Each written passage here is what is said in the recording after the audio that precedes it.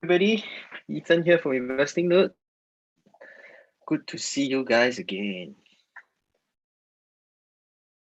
Thank you everybody for taking the time to actually come to the second part of the DLC Trading Masterclass. Hope everybody it's well rested, and yeah, let's give everyone a minute to settle down before we start it proper.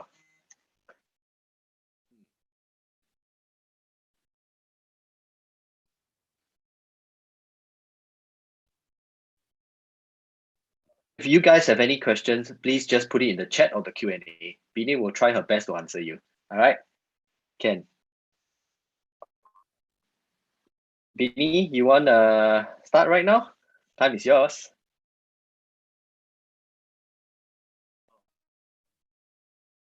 Okay, I will start right now. Thanks a lot, Ethan. All right, let me just share my screen.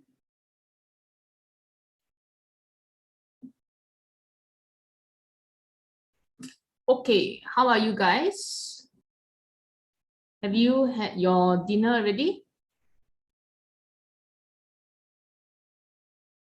All right, time now is 7:01.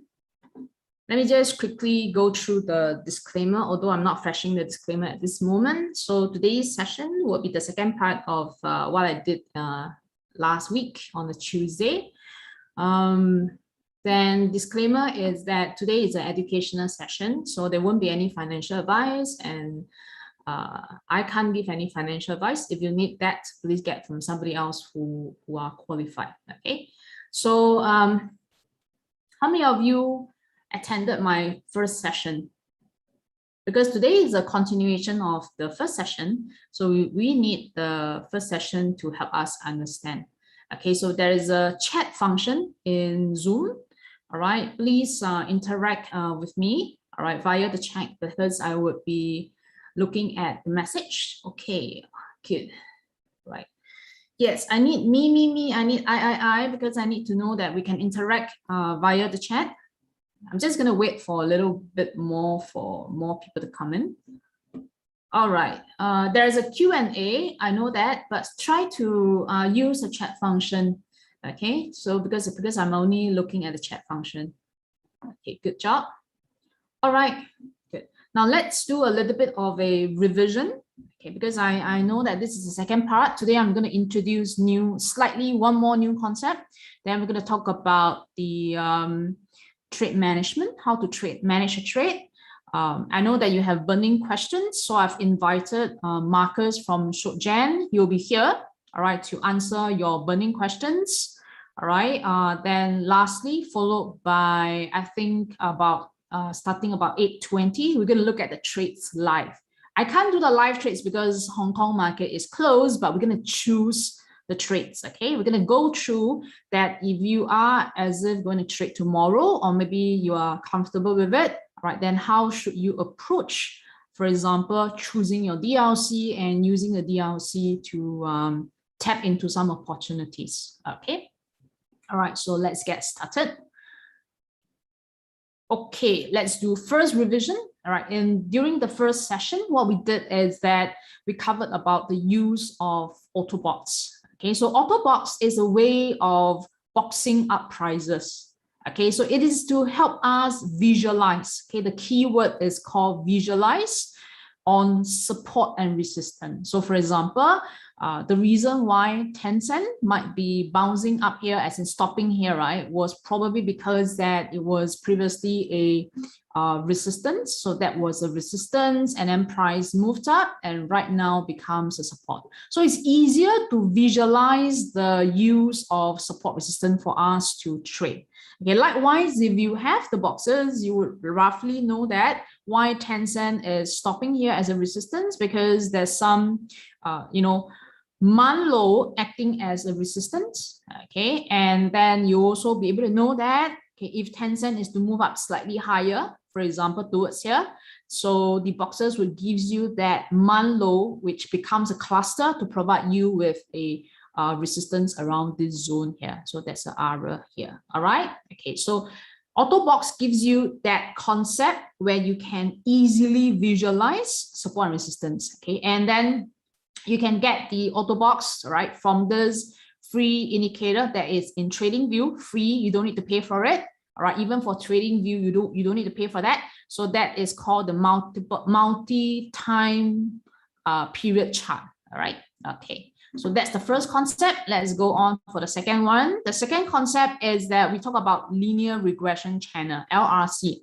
Now, the linear regression channel is a quick and fast way for you to visualize trend, whether you should be more biased towards a buy, all right, or you should be looking for, let's say, a sell. Okay, so it interacts between different time frames. So, for example, the way to use it is that for Hong Kong stocks, especially, if let's say the wick is slanting upwards, that means it's an uptrend, we'll be looking to buy. Then we will be going into the day to look for a low at the linear regression. Okay. For example, if let's say the trend is down, right, in the week, then we'll be looking for a high in the linear regression for a sell opportunity. Okay, so the upper and lower line is like a boundary, all right? So that's the second concept that we covered. And today what I'm going to do is I'm going to do the third concept, okay, which is how we can improve the search for a strong momentum. Okay, so the idea is if you want to tap into stocks that can explode upwards, we need to make sure we capture stocks of strong momentum. All right, so what are the strong momentum stocks? Is where things get tightly squeezed up. So Bollinger is a very, very good way to let us know whether a price movement is tightly, very, very squeezy at the moment. All right, so same thing, right? Let me just talk about how we use Bollinger Band. Right, you might have used it already. So let me just quickly go through the concept. Right, Bollinger Band has a middle line. All right, so we talk about this as a middle line here. And with it, it also has an upper and a lower line, just like LRC. All right, it has this middle, upper, lower, so forming a channel. Now, the difference between Bollinger Band and linear regression is that for Bollinger Band, it tends to stick closer to price. Okay, so for LRC, it doesn't. It really gives you that extreme value. But for Bollinger, it tends to stick closer to price. So in terms of, you know, when you use that band, you realize that Bollinger Band follows prices very well. Okay, you are able to see that if prices is going up, Bollinger is tilting upwards, but not for LRC. All right, so same thing at the upper channel.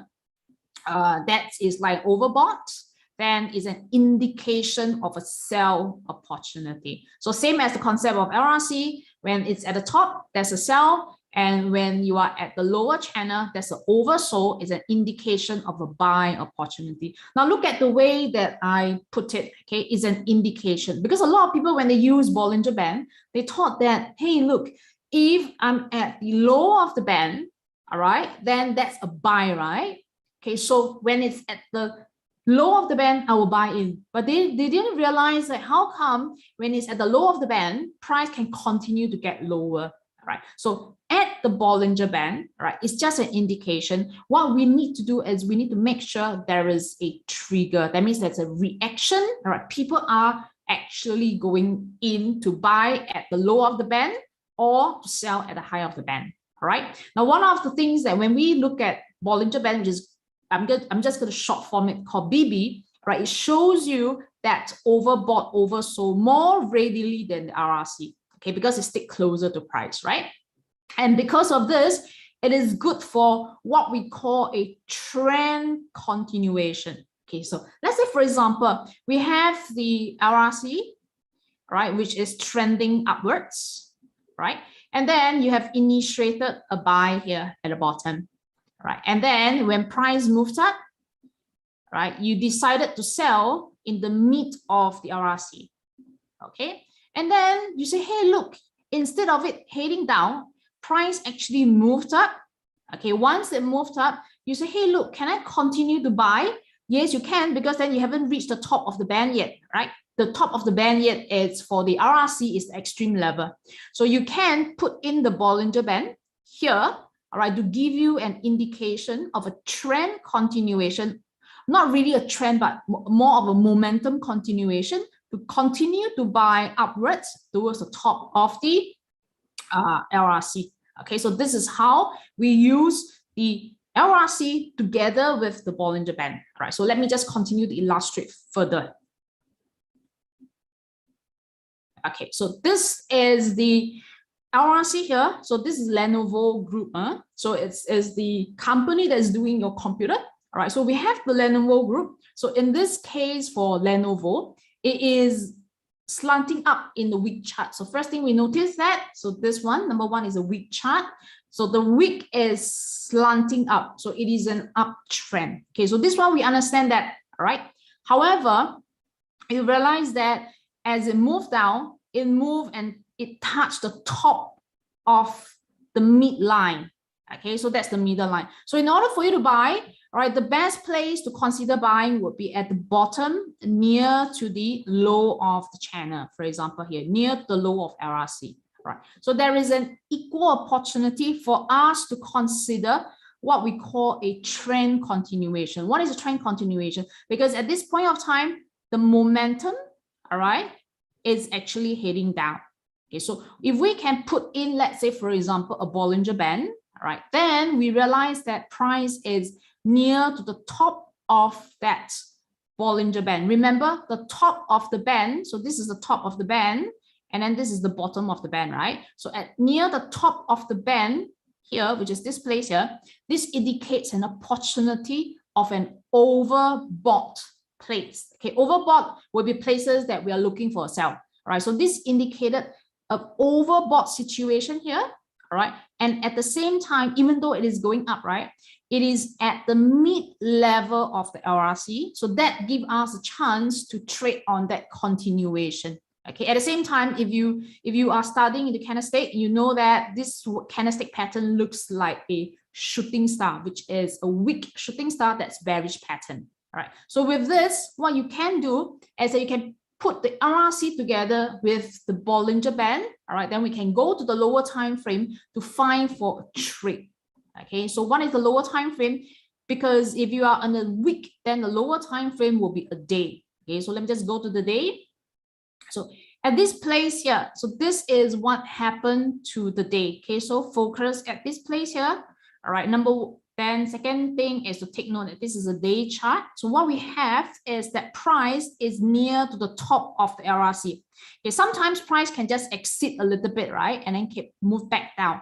So price is near the top of the LRC. All right, so this place was actually near to the top of the weak Bollinger Band, at the same time was in the midline of the LRC in the higher time frame. Okay, so we saw like a bit of a bearish candlestick pattern here in a day. All right, that becomes a sell opportunity for us. Okay, because you have to understand that when we are interacting with different time frame, what I'm trying to say that once you have different time frame interaction, it becomes difficult. So the idea is that if you have on the higher time frame, let's say is the week, right? Okay, so the wick is near to the high, okay, of let's say LRC. Okay, so this is what we know, right? So on a day, we want to look for the high of LRC to sell. Okay, so that is what we call consistent. Now, sometimes, all right, it doesn't move near to the extreme high. Therefore, in a trend continuation situation where we are continuing to sell into a trade, then we can use the top of the band. Okay, so in the weekly chart, top of the band, and then we still go to the day, all right, like this, and then we still look for the high of the LRC, high, all right, of LRC to go short. Now, in this case, it's at the top of the LRC, at the same time, it's at the top of the band. That means the upper channel of the band, upper channel of the LRC. At the same time, in this place, there was a bearish candlestick. All right, so this becomes a sell opportunity. Okay, all right, so this is how we use the band. We use the band to help us make a further decision to say that when we are searching for a place to sell, or searching for a place to buy, all right, these add on to our strength of finding a good place to trade. Okay, so the other side, let's take a look at what happens here. All right, now the other side is that if you look at what is happening, you realize that this is the low of the LRC. So if we are looking to buy, then we'll be looking at this place here. Okay, LRC is linear regression channel that I covered in the first part, right? So you can refer to the video of the first part, right? When I talk about what is LRC, okay, linear regression channel. So when you're at the bottom of this channel here, we are looking potentially to buy. So what we can do is we can put in the Bollinger Band, for example. If the band can also be at near the bottom here, that means that the band, all right, it's also touching the LRC or near to the LRC, and we're gonna have a buy price action here. That means that there are some bullish candlestick or something that shows that it's bullish. So this is gonna add on to that chance of an explosive movement. Okay, so that's how we use it. Let me just continue to demonstrate that for you. Okay, now let's take a look at this place here. So this is back into Lenovo, right?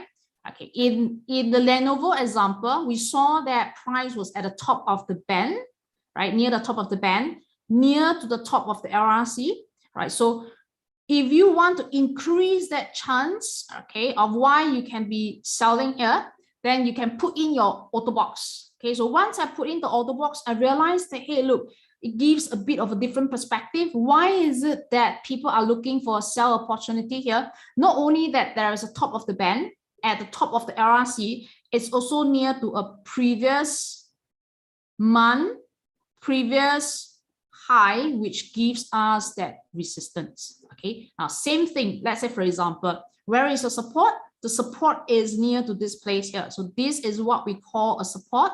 So we are looking for, again, if there's any buy opportunity at the support level where the LRC is near to the low, the band is near to the low. Okay, so this will greatly increase the chance that the trade is going to be explosive. All right. Okay. Now let me just talk about the trade management. All right, then before we go on for one more trade that I did, and then to let you see how we can put together the trade, right, that we can use it to trade for the DRC. Okay, so this part is the trade management here, how to set your target profit and your stop loss.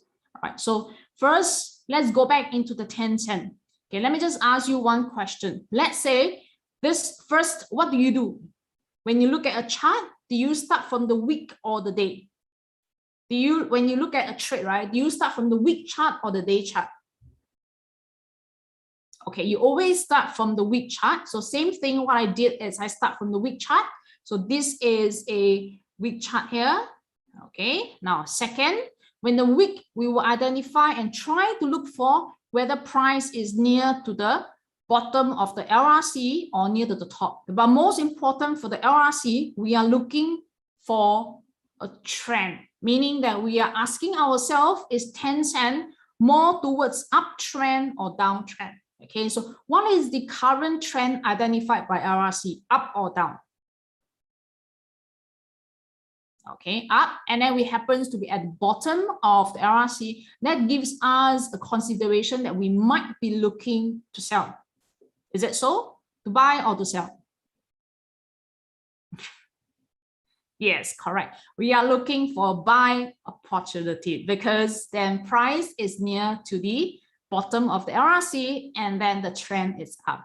Okay, very good. Now then, if this is the case, if we are buying here, then where would be a place for us to put our target profit? Okay, question to you. Now, if we are buying here, where would be a likely place for us to put a target profit for our purchase, okay, for the trade that we bought in? Okay, now take a look at the concept of Bollinger Band. At the top of the Bollinger Band, we are looking to sell, right?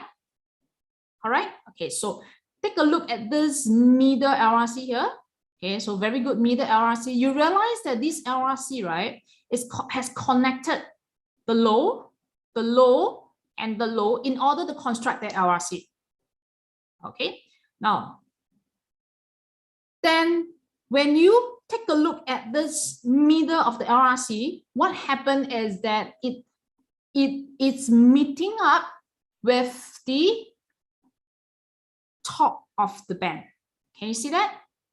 Okay, so this linear regression channel here, LRC, all right, its midline is meeting the top of the band. So naturally, there will be a cluster of people who are looking at around this place here, all right, as a sell. Okay, so therefore, if you have bought in here, then this could be a place of a medium term or even slightly, you know, depending on how price move, right? This would be a visible area of target profit that you might want to sell out. Okay, so first we're going to map here, which is potentially this price, okay, around $600. Can you see that? Okay, okay, next, let's continue. All right, now, then I am right now in the day chart. Okay, now the day chart is where we have different scenario, different scene. Okay, now when we have in a day chart, then a different channel, a different regression channel, a different set of Bollinger will form, because then it's an interaction of different time frame. So in the weekly time frame, we've identified 600, okay, around this region to sell. But remember, when price move, right, you won't move in a straight up. When price move, it will always go in an up, down, until you hit that extreme level before coming down. Okay, so this is how price will move, right? So when you have things in a day, what happens is that, you know, you're going to meet with some minor levels, okay, minor resistance levels where it allows us to trade in between. So for example, before you even hit the 600, it might just go down and then up and then down, up. In this case, before it hits 600 ultimate level. All right, so will 600 be reached? I don't know. But for example, we can use all these sub levels, what we call sub levels, to guide us on certain trade. Right. So for example, at this moment, let's say you have already gone long in this particular trade near here, for example, okay, or you have already entered into here. All right, so when you go into the day chart, you want to consider also possible places where you can take some interim profit target. Okay, so therefore applying the same set of rules, then the top of the band, so this is the top of the band. All right, the top of the LRC, which is the linear regression channel, becomes also another sub profit target for us to consider a place to exit. Okay, so it is not saying that this level, all right, it's not accurate, because then ultimately I'm looking at this level here. Right, it is more of different time frame of people. For example, I'm an investor. I'm looking at what happens in the next 1 year. I'm targeting 600. But me, for example, another person being, let's say, people who just want to trade, right? 2 weeks and hold a maximum of 2 weeks or 1 month, then they'll be looking at this level here as a sub profit target level. Okay, so therefore there will be many levels to consider. And in this case, applying the same concept where price is near to the top of the band, right, near to the top of the LRC, this level here, which is the current level, is also considered a possible profit target level for us to say that, hey, we want to exit this trade here. Yes, the concept of scaling out in portion. Yes, Raymond, you're right. All right. So sub levels are important because these are things that people will be looking out for. All right. So why is it that I want to consider this level as a possible resistance level to take profit, to scale out? Why? Think about people who bought here. Okay, they are probably be buying at 440. All right. Now the price at 500. If you bought at 440, price at 500, what would you likely be doing? If you are, let's say, you know, trading in and out, not holding this for long term, yeah, you likely be considering to take profit, right? Because then you don't want to hold it for long term. So what we do is that this becomes a reference place for us to consider that we want to take profit. All right. So at the same time, if you shift and look back, you realize that, hey, look, this was a high point, which was a known resistance. So there are chances that people might consider this place as a place to take profit. Okay. All right. So later we're going to take a look into 10 cents if you want to, but let me just complete how we're going to exit the trade. Okay. Let me just answer one question. So the weekly chart is a buy, but on day chart is on the top of the channel. Hence, we cannot buy right now. No, you have to wait for comeback down. For example, let's say to the mid of the channel. All right. If you can see there's some buying opportunity, especially when the mid of the channel is meeting up with the Bollinger Band. Okay. All right. Or it might just hit to the bottom of this channel here, which brings out as the bad buying opportunity. Okay. Okay, let me just continue to move that. All right. So same thing as I mentioned, not only that we check the LRC, all right, in terms of where it is, okay, we also be checking into the historical support resistance using the Autobox. So for example, just now when I presented, let me just shift a little bit.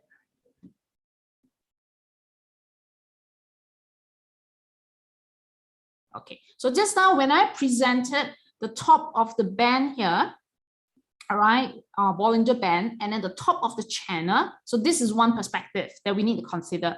Right, so, but we can also, we also want to look left. Okay, we want to look left to see what they are in terms of support resistance. Okay, so we use the Autobox to tell us, right, in terms of what happened in the past. Okay, so take a look at this level here. Okay, where I marked in about $500.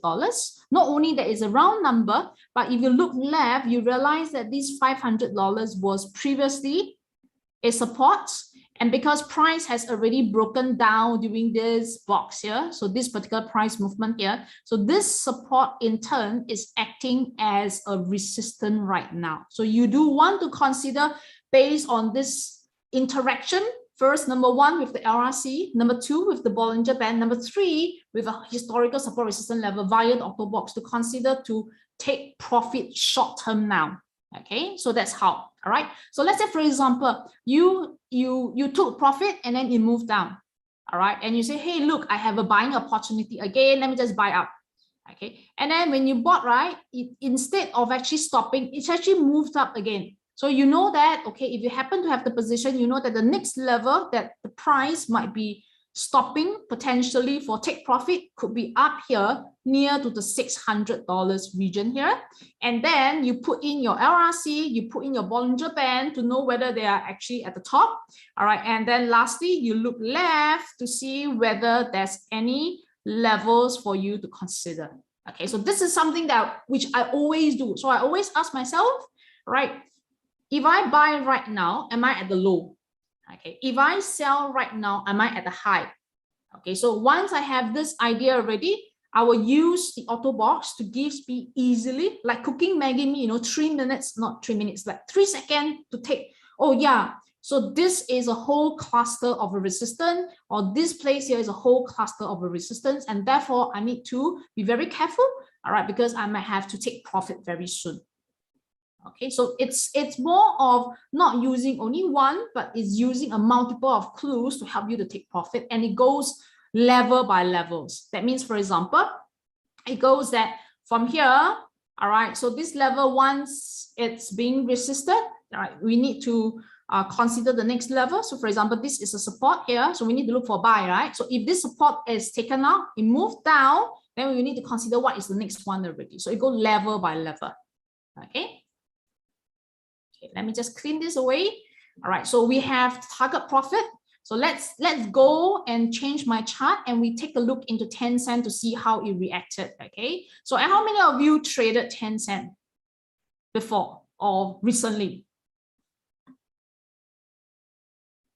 I'm just sharing my chart. Just get my chart first, and then you guys traded 10 cents. Good job. Okay, so here we go. just clean up. Okay, so I'm just going to remove certain things. Number one, remove this one and then put in the Autobox. All right. So just now when we were talking about 505, so we were looking at 505 around this place here, right? Okay. That was the 505 that we discussed, or rather 500 or 5 plus. You realize that from here it's actually dropped, but it took some days for it to come back down. Okay, so take a look back. You will realize that, okay, that, let me just clean this away.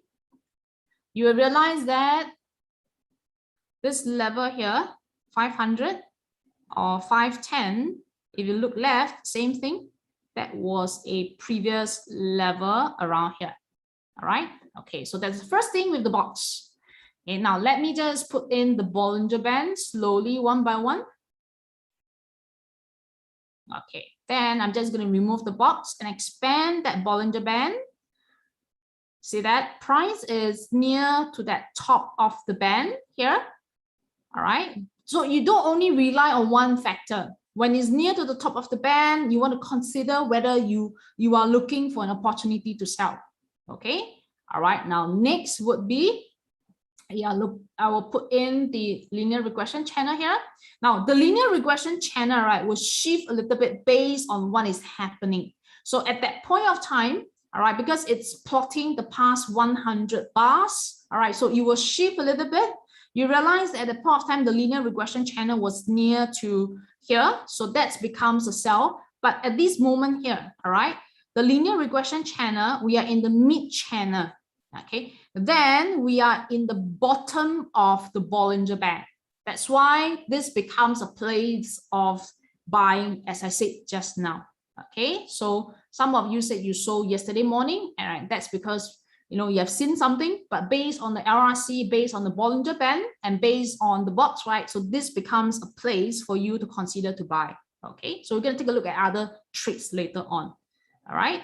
Okay, so that's how we use it for LRC and the Bollinger Band as a form of a take profit. Now let's go again. Let's say, for example, I'm interested to take a trade. All right, and then price happens to be near here. Okay, am I looking more towards buy or more towards sell?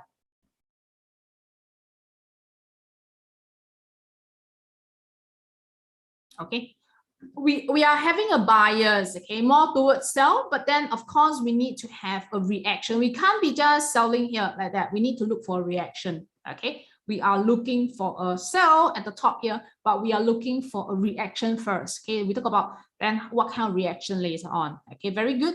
Now then you will look left. You realize that this place here, look left, was a previous high, and then later on was a previous low. So definitely there's a reason why it come here. Okay, so it's sort of condition our mind to say that, hey, look, yes, I want to sell, but not anywhere. I want to find so-called the best place to sell. Okay, and that's probably somewhere around here. Okay, very good. Now, let me just move on with my slide to talk about where is the stop loss. Okay, because we need to know a place for stop loss, right?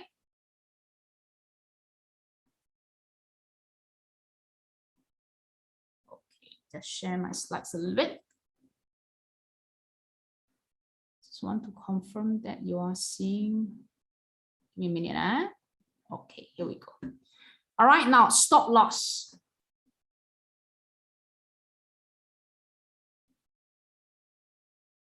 Okay, now, so let's take a look here as a summary. When you are long, okay, when you are long, all right, means that you have gone long by buying, right? You take profit when either happens, when I put in either, right? Because sometimes we cannot ask for all to happen, okay? But if you ask me, right, I'll be really looking for more to happen. That means that, let's say, for example, price is near to a resistance to happen. All right, price is near to the top of the band to happen. All right, if even better, right, price is near to the top of the LRC to happen. These three things to happen, that is something that I'll be looking forward to.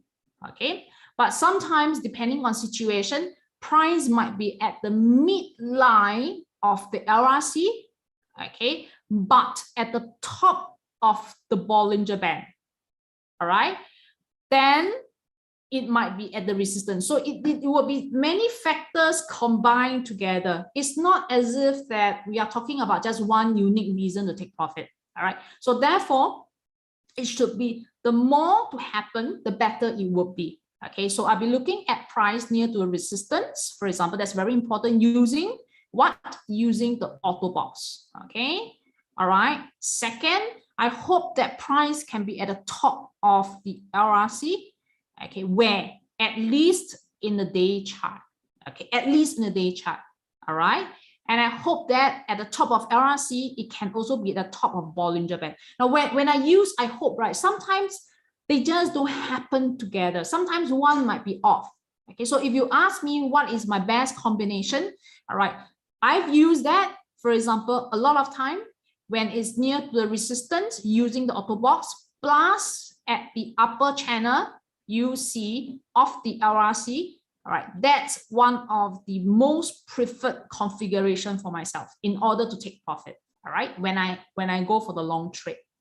Okay, now sometimes price might miss the LRC upper channel by just a little bit. Remember, LRC is mathematically driven. Okay, so sometimes they may just miss a little bit, and then you're gonna see that it's actually near to the top of the band. I will also accept that. Okay, just let you know that you are roughly going around that area as a place for you to take profit. And more important, after you have found this location, all right, many times I look for a reaction. What kind of reaction am I looking for? Right, I look for candlestick reaction. For example, I look for things like a shooting star. All right, or some form of a bearish pattern, such as like an engulfing pattern here. All right, or maybe like even a doji, and I will just take profit already. Okay, because then I'm always trading most of the time in terms of a particular swing. All right, okay, okay. Now next, where is your stop loss? The stop loss would be at below the Bollinger Band or the lower channel of the LRC. All right, so I prefer many times to use the channel of the LRC. Why? Is because it's not that sticky to price. It gives you a little bit more space, and LRC don't really change a lot. Okay, whereas Bollinger Band, right, can stick sometimes too closely to price, and it might just get you out prematurely. All right, so I prefer, right, to use the lower channel of the LRC as my stop loss. Okay. All right, so let me just continue to finish this first, and then after that, right, I will just give you an example. Okay. All right, now the short trade. So let's say, for example, you have shorted. All right, that means that you think that it's going to be bearish, so you sell first, and you'll profit when price drop. So where do you take profit? It's the opposite of the long trade. So you take profit when it's near to a support. Okay, and when it's near to the low of the channel. All right, or is at the bottom of the Bollinger Band. As I explained, as I said just now, right, it's a combination. So the best combination is to take profit when its price is near to the support, plus is near to the lower channel of this LRC. Okay, so this is one of my best combination, right? Because sometimes the band right, can stick very closely to the price. So I prefer to use the lower channel of the LRC, but sometimes, right, it just doesn't go to the lower channel. So then you're going to see that Bollinger Band is just there, and then price slowly starts to inch up. All right, so I will also consider that place as a take profit. Okay, and I also put in, right, sometimes we do use the mid level of the LRC. That means as a sub level, interim profit level. Okay, now the stop loss would be at the upper channel of LRC. This is something that I prefer, but sometimes prices doesn't go up there too much, so you can use the Bollinger Band. All right, so with this, let me just go through this example here with you, so that to make sure that you can understand. Okay, remember BYD, the trade that we did last week. Okay, all right, now BYD, the entry was somewhere around here at the bottom. Okay, near here. All right, now then where is the stop loss? You realize that the LRC is this blue line here, blue slanting line, right? The LRC seems to also intersect with the Bollinger Band around here. So the stop loss is here, all right, which is also below the candlestick low, or rather the box low here. Okay, now one of the things I like to use is to give what we call a buffer. Buffer means that, let's say, for example, you have identified this level, for example, 230, all right, as the low of LRC, low of the band, and low of the price. So 230 is the low. Okay, then what you can do is that you can just give a slight buffer, because sometimes that price can just exit a little bit and then close back up. Okay, so I want to give it a bit of a buffer, for example, to make sure that there is a I don't get out of this trade prematurely. Okay, so for example, if you take a look at this band here, okay, and then this RRC, right, you just want to have a bit of, like, depending on the price of the stocks, huh? Right, so for example, if this is a 230 stocks, $230, right, so I probably just put in like a $3 to $4 buffer. This might be a lot. Okay, so this might be a lot. All right, and then it's not judgment, but it's more to have a bit of a tolerance to make sure that you don't get out of a wonderful trade prematurely. Okay, all right. All right, so next, let's continue to talk about the profit target. So let's take a look here. So we have made the entry at around this place, and then price continued to inch up. Do you realize that price has already at this bar closed above the middle line of the LRC and then above the top of the Bollinger Band? You realize that why is it, Bini said that at the top of the Bollinger Band, right, we need to take profit. How come price doesn't move down, kept inching up? Okay, as I explained, right, Bollinger Band sticks closer to price. So many times I prefer to rely on this RRC here. Okay, so if you take a look at 22nd of October, all right, the LRC is slanting upwards. The LRC is pointing to a possible profit target here. Okay, all right, but look left, huh? You realize that at around this place here was a recent high. See that?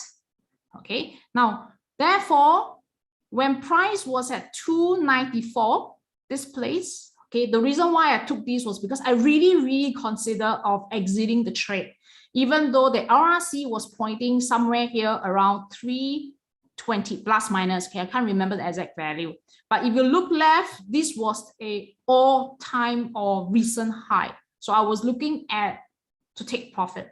Okay, so as I mentioned, it's a combination, right? But what happened was, let me just see whether I've included the outcome for you. Okay, don't have. Let me just go to the chart. This is the top of the RRC, about 320. All right.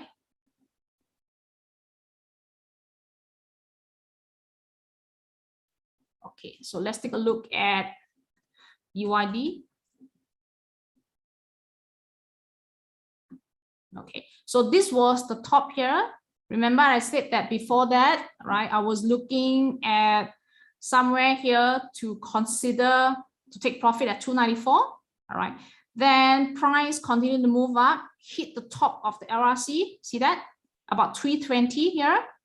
Okay. So what I did was I waited for price to hit that LRC. All right. I thought that it could just burst through. I was just hoping secretly that it might just plunge through and go to $400. Okay, so I was just hoping in my mind that it could just go $400. I could just be very rich already. All right, but it didn't. So what happened was when it hit the top of the LRC, all right, and during about 3:30, it cannot stay above the LRC. It actually made a bit of a quite a substantial red color candle here. So let me just expand for you. Quite a substantial red color candle here. Can you see that? Top of LRC, top of the band, red color candle. So when it moved down at about 3:30, I took out this trade, all right, with quite a nice profit to buy at the bottom here. The first time that when I took profit was interim at this level, okay, which I show it to you. Okay, I didn't know that it will break above the mid of the LRC, all right, but then it continued to go up and I took profit at the top of the LRC around here. Okay, all right. So if you have attended the lesson, the first session, you realize that it hit the bottom of the midline of the LRC here, it bounced up, and then what is happening here is hitting the mid level here. So you might want to consider for a buy opportunity. Again, right, best if the Bollinger Band can continue, goes up, all right, becomes the bottom of the Bollinger Band together with the mid of the LRC, that becomes a good place for us to consider a possible long opportunity using the DLC. Okay, all right. Okay, now there is a repeat. May I know why is the gap between LRC channel? What is the gap between LRC channel? Because LRC is mathematically calculated. So what they did is that there's a deviation. So sometimes with that deviation, right, it just gives you a rough area. Where is that place? Okay, it cannot give you an exact level. So accounting for that gap. Okay, so let me just continue on. All right, now what I did, right, is I wanted to talk about a trade, as I mentioned, because I exited the trade of BYD somewhere around here, all right, with a 400+% of profit. No, 400%, 40+% to 55%, if I'm not wrong, all right, at this place here. So with the money that I free up, so what I did, right, is I actually spotted for another one more trade. You guys want to look at that? Okay. Now, the thing is that after my lesson, how many of you have started to trade DLC? Usually, I will scale out about 2 or 3 times, okay, in one of the swing. All right, usually I will take one to make sure I lock the profit already. After that, I will shift the stop loss, and then if it goes up, right, I will just scale out. Okay, so most of the time I will do about 2 or 3 times. So for DLC, for this BYD, I actually took twice. First time at 275 plus minus the one I show you, the remaining at about 300 plus around there. DLC is daily leverage certificate. Yet to take the test. Please take the test quick. Okay, all right, so let's start. Okay, so next stock is Sunny Optical. Anybody heard of this Sunny Optical? Or traded this before? 2382. Okay, good. So what they're doing is that they are doing a lot of optical instruments. Okay, so it's actually quite huge, huh? All right, but then let's take a look at Sunny Optical. The first thing that I did is to take a look at the week chart. Okay, so this is the weekly chart. So first question, general observation, is the trend up or down? I will usually take out 2 or 3 times, means that at a key level, I will just exit about 50% or maybe 40%. Okay, and then the second level, I'll just exit 60%. Did I still show BYD? Okay, let me just change that. Oh, yes, you're right.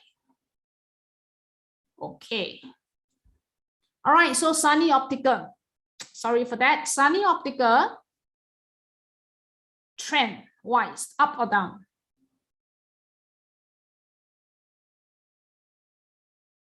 Yeah. Okay. Next question. Price is near to the bottom or near to the top of the LRC, linear regression channel. At the point that I mark in the arrow. Good job. Now you realize that even though it's near to the bottom, it missed a little bit, right? Okay. It doesn't really go directly to the bottom here. Okay. All right, so this is possible. Why? Because as I mentioned, what they did is that they go and calculate all the prices and plot the standard deviation up and down, right? So when this happens, there'll be price that it's going to give you like exit above it and then may fall short. Okay, so the idea of the higher time frame is to give you, number one, the trend, number two, a region to consider. Here, you don't want to buy. Here, you don't want to short unless it has broken out of the channel. All right, so it gives you the region to consider that there might be a potential chance to go long Sunny Optical. Okay, now next question. This candle, this green color here, okay, does it show a little bit of a bullishness, a little bit of an opportunity that price might be heading up? Just look at the color. Okay, because today I'm not covering candlestick or not price pattern. I just give you the scope of where to consider. Yes, right? Okay, what I did is I put in the auto boxes. All right, are you able to see clearly a possible levels, such as, for example, this place was a previous resistance and then price moved above it and became a support. Yeah, it's not perfect, you know, it's more like sometimes, you know, because of the volatility in the market, it just exceeds a little bit. Okay, and okay, good. Now, so this was what happened on the 18th of October. All right. Okay, can.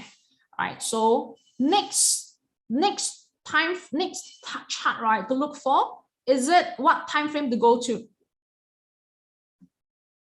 The lower time frame. Yeah, it's very good. We go to the day. All right. So we go to the day, and here we go. We are at the day here. Well, I shortcut a little bit now. Okay. Now this is on the 20th of October. All right, where I did the chart, right? But I didn't capture on the 20th of October. All right, what I did is I just wanted to show you a bit of outcome for the training purpose. Okay, so you realize that on the week chart, right, when I pointed to you here was somewhere around this place. Okay, so the week chart had a closed, had a high above it, had a closed, right, a bit of a green color close, but the green color close wasn't very enthusiastic. All right, so because then we have a few of those red color candles here. All right, but if you go to the day chart, which is the lower time frame, you realize that while the week was near to the bottom of the channel, let me just point to you. The week, okay, was near to the bottom of this channel here. The day very nicely hit the bottom of the RRC here. Okay, hit the bottom of the RRC here. Can you see that? Okay, what I did is I waited for a while because I'm not too sure whether it will go up or it might just hover here to come down, to move down again. Okay, I'm not too sure. All right, so what I did is I waited for it to move up a little bit, to go up a little bit, right?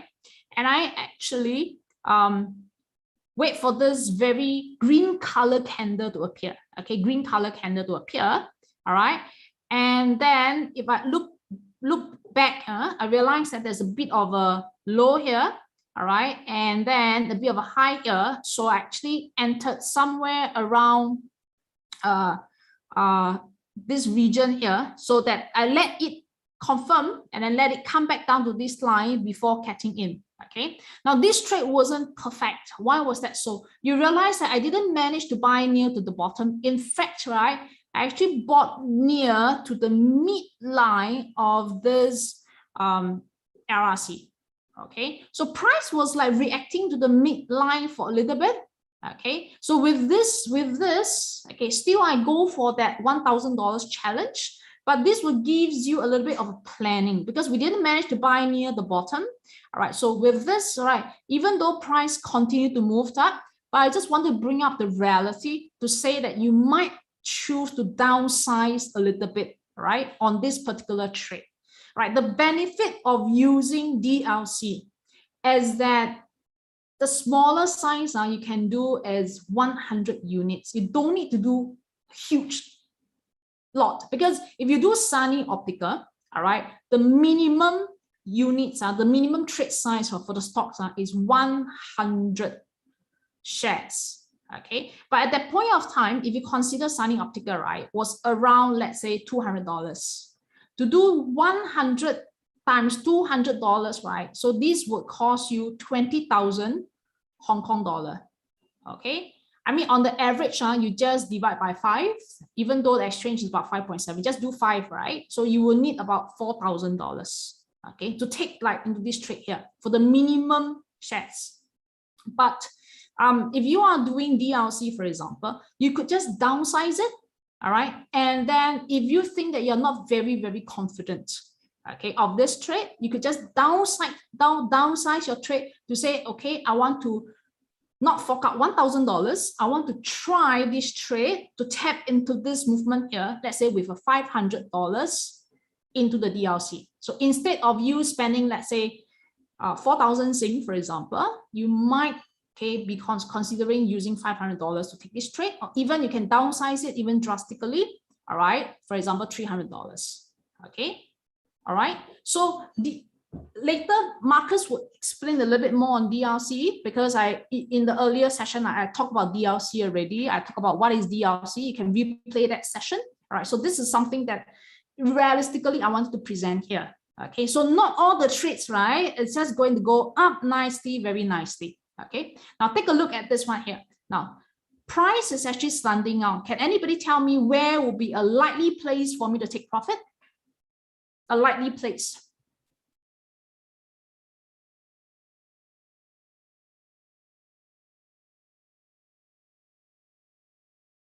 Okay, very good. So likely place here, okay, at that point of time. So Raymond, you actually long at the mid of the DLC, and that becomes very profitable today, right? So mid of the DLC, yes. Okay, good. Now then let's talk about take profit, stop loss, okay? Because I entered somewhere around here. Okay, let me just show you my entry. Okay, because I actually wanted to choose a DLC together, but then let's take a look at. So what I did is I actually entered on the 19th of ordered on the 19th of October. My trade was actually filled on the 20th of October, one day later. All right. So the average field price at that point of time was 60 cents. Okay, for this particular DLC.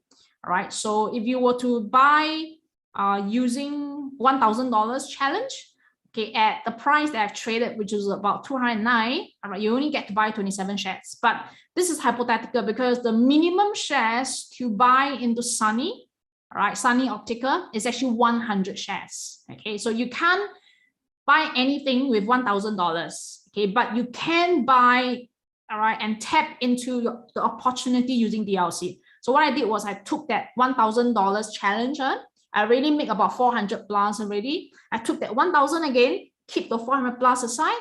Okay, I took that and I traded this Sunny again on the 20th because I already took out the position on the BYD already. So I bought in. All right, so that's my cost here for this one is commission about 43 cents. You realize that commission for this is actually quite reasonable. All right, quite cheap in a way. All right, but it depends really on your own broker. So just something to highlight that. All right. Okay. So let me just go through the chart. I think I would just want to share my screen. It's easier. Just give me a minute. Okay. So right now you should be looking at my trading view.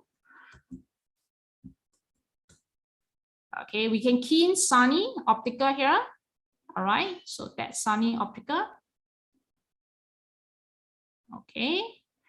All right, so what I did is that I put in the Bollinger Band as well.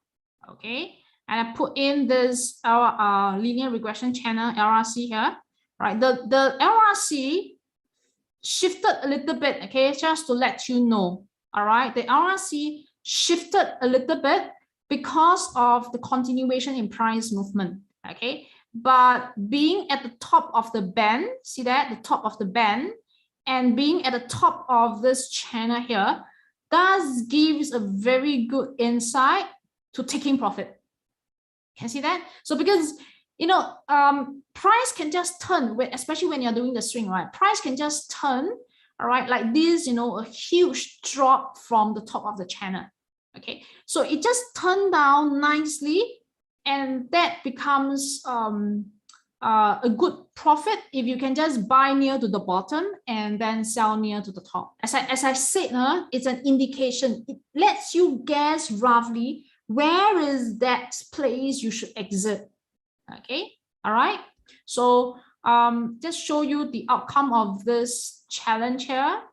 Okay, but before that, so let's talk about how to choose your DLC. Okay, so as I mentioned, we can go long here. What I did was I chose this DLC that cost about that cost about 60 cents at the point of time. Okay, and the code was DSDW. So I want to go through how to choose that DLC. First, go to SoCgen website. So this is a website here. All right, so the website address is this one. So let me just send it to you, because if you want to trade DLC, this is the website that you need to go, definitely. All right, so for me, I'll go there. If you want, you can scroll down and watch, but then I'm more specific. I want to go and find the products that I want to trade. Okay, so you go to this product here. All right, I search under Sunny. Okay, Sunny Optical. All right, if you don't want, you can search under the code. Okay, so you can find Sunny Optical here. All right, then do I want the long or do I want the short? Because I find that it's low at the low of the channel. All right, at the low of the Bollinger Band, for example, I want to find a daily long DLC. You can choose type as daily long. Okay, so after that, remember to go Sunny again. Okay, here we go under the daily long. All right, so I have two DLC here. Okay, which one should I choose based on what I've taught you earlier? Two ways to search for that. One is the first way, based on star. Yes, very good. Based on star. Look at star. Okay, but apart from star, please check your sensitivity. Very good. So this is sensitivity, right? So yes, go to the zoom, the star, and then which one is more sensitive? How to judge sensitivity? The higher the better or lower the better? Yes, the lower the better, right? So I will choose this one. Okay, so that's the DLC. Click on that. All right, so understand a little bit. Okay, you can browse through, and I taught you previous session already. Browse through.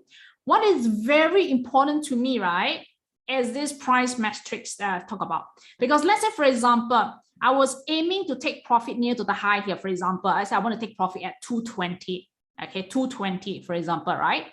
Then you want to go to the price matrix and then look for the price of that long, okay, when it is 220. So 220 was here, and that DLC would likely be about 70 cents, okay, 693, all right, 70 cents, okay.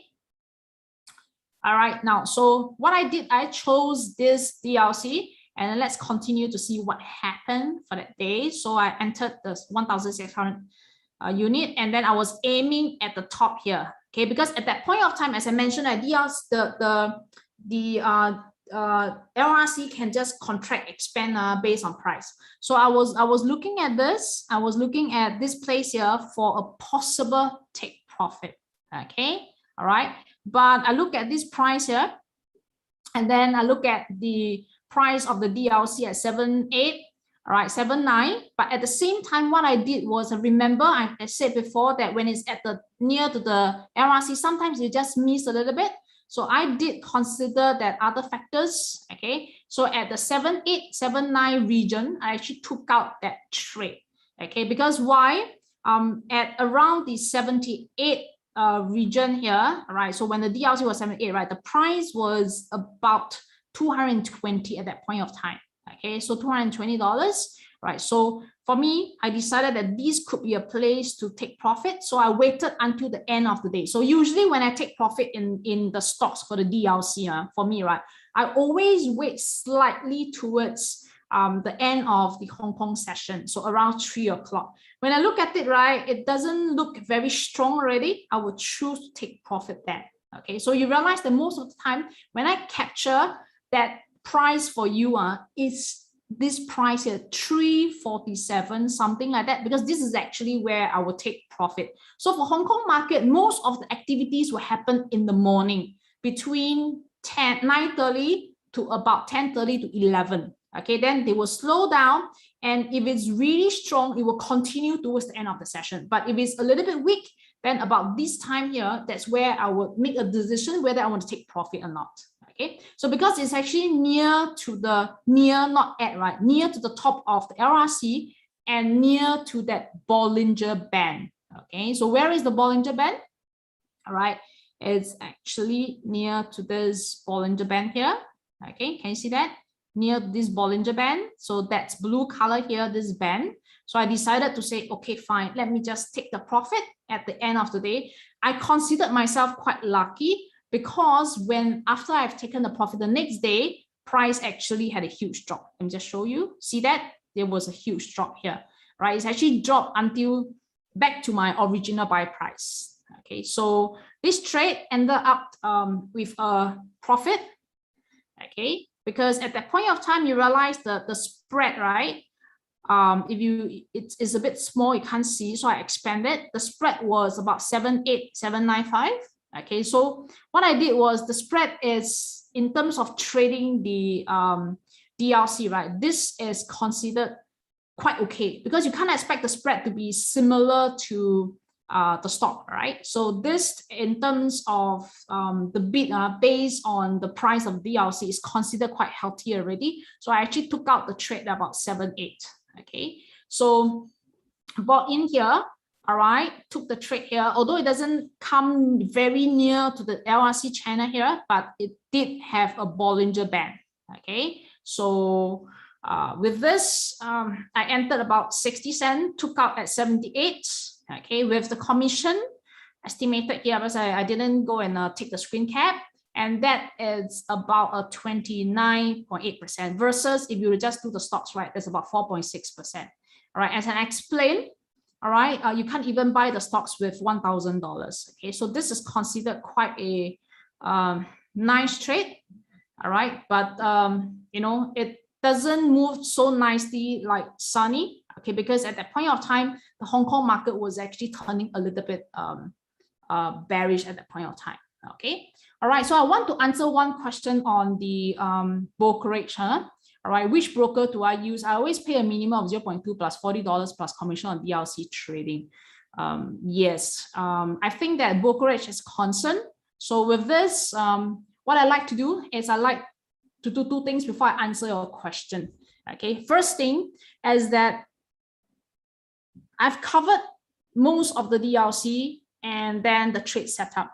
What I like to do is I like to make you more comfortable. Okay, so there are two things I will do now. Number one is I like to go through the process I do every day, meaning that to look for what stocks to trade and then to look for which DLC to buy or to, I mean, we only buy, okay?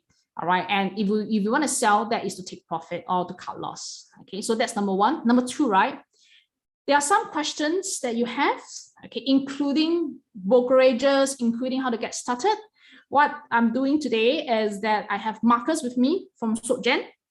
All right, including that last session, we have some questions. So what I did is I compile the questions and I pass it to him so that he can answer the question for you guys, okay?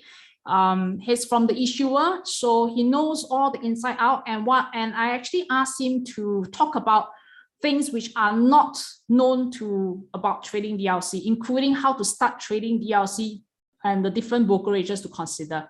All right, perhaps that he might offer some clue on some brokerages to consider, and especially for foreigners, because last session we have some foreigners. All right, how to get started with DLC trading.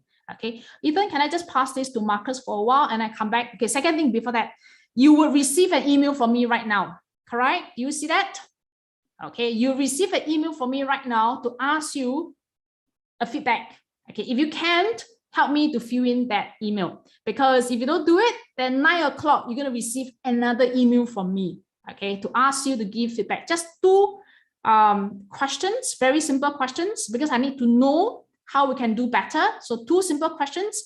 And then after that, I will follow up, right, with another email on all the stocks we have discussed today. Okay, so pass to Ethan and then pass to Marcus.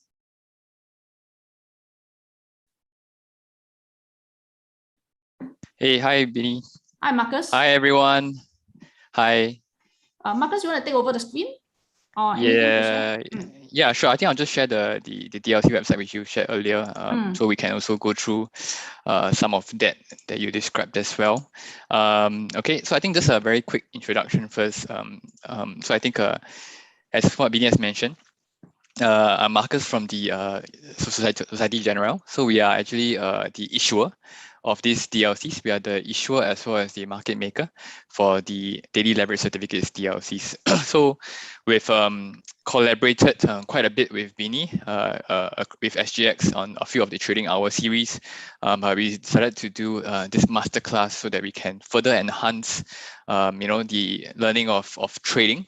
So we want to sort of bring to you experts who are actually, looking at all the charts, be able to draw the lines, determine your exit and entry points, and risk management as well. So we wanted to bring experts into this kind of webinars to give you that insights that will help you in your DLC trading. So DLCs is really just it's an instrument. It's a very efficient instrument that traders can use for their short-term trading. So when you think about trading, you think a lot about first how much capital are you using, then you think about commissions, then after that you can talk about you're talking about position sizing. Then after that you can think about your technical analysis, your all your indicators, etc. But the fundamental of it, right, is how do you actually properly manage your trade position first, the money management part. And that's where we think that we offer the daily leverage certificates to be able to share with investors and traders this instrument to be able to maximize your return with as little capital as possible. So as what Bini has shared, right? The DLCs are all priced at below $2. It's all priced at around 20 cents to $1. So that in a sense allows you to be able to use less capital to actually get exposure to the underlying stock. For example, with Tencent, I wanted to buy Tencent like previously, and I realized that you have to put in $8,000 to $10,000 just to buy one lot of Tencent. The minimum amount for Tencent shares in Hong Kong Exchange stock market. That was a bit much for me. I don't have that much conviction to put in 10K straight away. But then with DLCs, you can use the DLCs to gain exposure to Tencent, and then you can vary your amount. So in the end, I only put in about maybe $2,000, etc. To be able to gain exposure to Tencent stock using the DLCs. So that allows you to be able to use less capital. Most of people will have an investment portfolio, right? So I would say you only allocate about 10% or 15-20% of your investment portfolio for this kind of tactical short-term trades. Okay, and then with that little amount of money, you want to be able to maximize your returns, right? You want to be able to gain as much exposure as possible.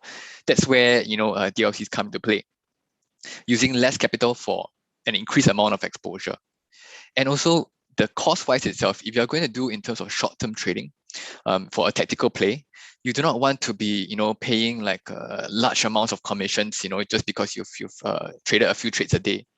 You want to find the instrument that gives you the best rates, of course, on top of your brokerage, but you want to find the instrument that able to give you the least amount of costs and fees involved, and that's where DLCs come into play as well. And also the exchange fees for DLCs is actually 8 times cheaper than your cash market, your stocks fees, which shows that this kind of instrument is really meant for you to be able to make a few fast trades with the least amount of cost.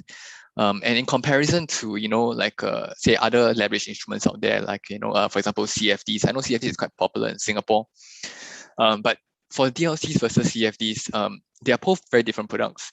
But one of the biggest selling points of DLCs in a sense is that it's actually 5 times cheaper in terms of commission versus your CFDs. Because CFDs, if you put in $2,000 to gain exposure to $10,000 worth of Tencent stock, for example, you will be charged that commission of 0.2% on the $10,000, of the exposure. Whereas if you're using the DLCs, you are charged at 0.2% of your brokerage commission on the $2,000 that you put in. You put in $2,000, but you can gain exposure to $10,000 worth of Tencent, 5 times exposure, right? But that commission is based on the $2,000. So it is 5 times cheaper to use the DLCs versus your CFDs if you are quite an active trader. Okay, so these are some of the points that I wanted to just highlight. Why are we talking about DLCs? Why don't we just talk about the underlying stock and talk about trading, how to trade Sunny, etc. But the DLCs do open up a lot more opportunities. If you are looking at a short-term trade with Sunny Optical, with Sunny Optical, you trade it, you might gain say 5% or 10% if you have a 3-day horizon, depending on the move. But with the DLC, in terms of a leverage instrument, you are able to have a 15-20% move within the 3 days. And that opens up a lot of opportunities to identify short-term trends. Okay, so I think that's a few of the points I wanted to share.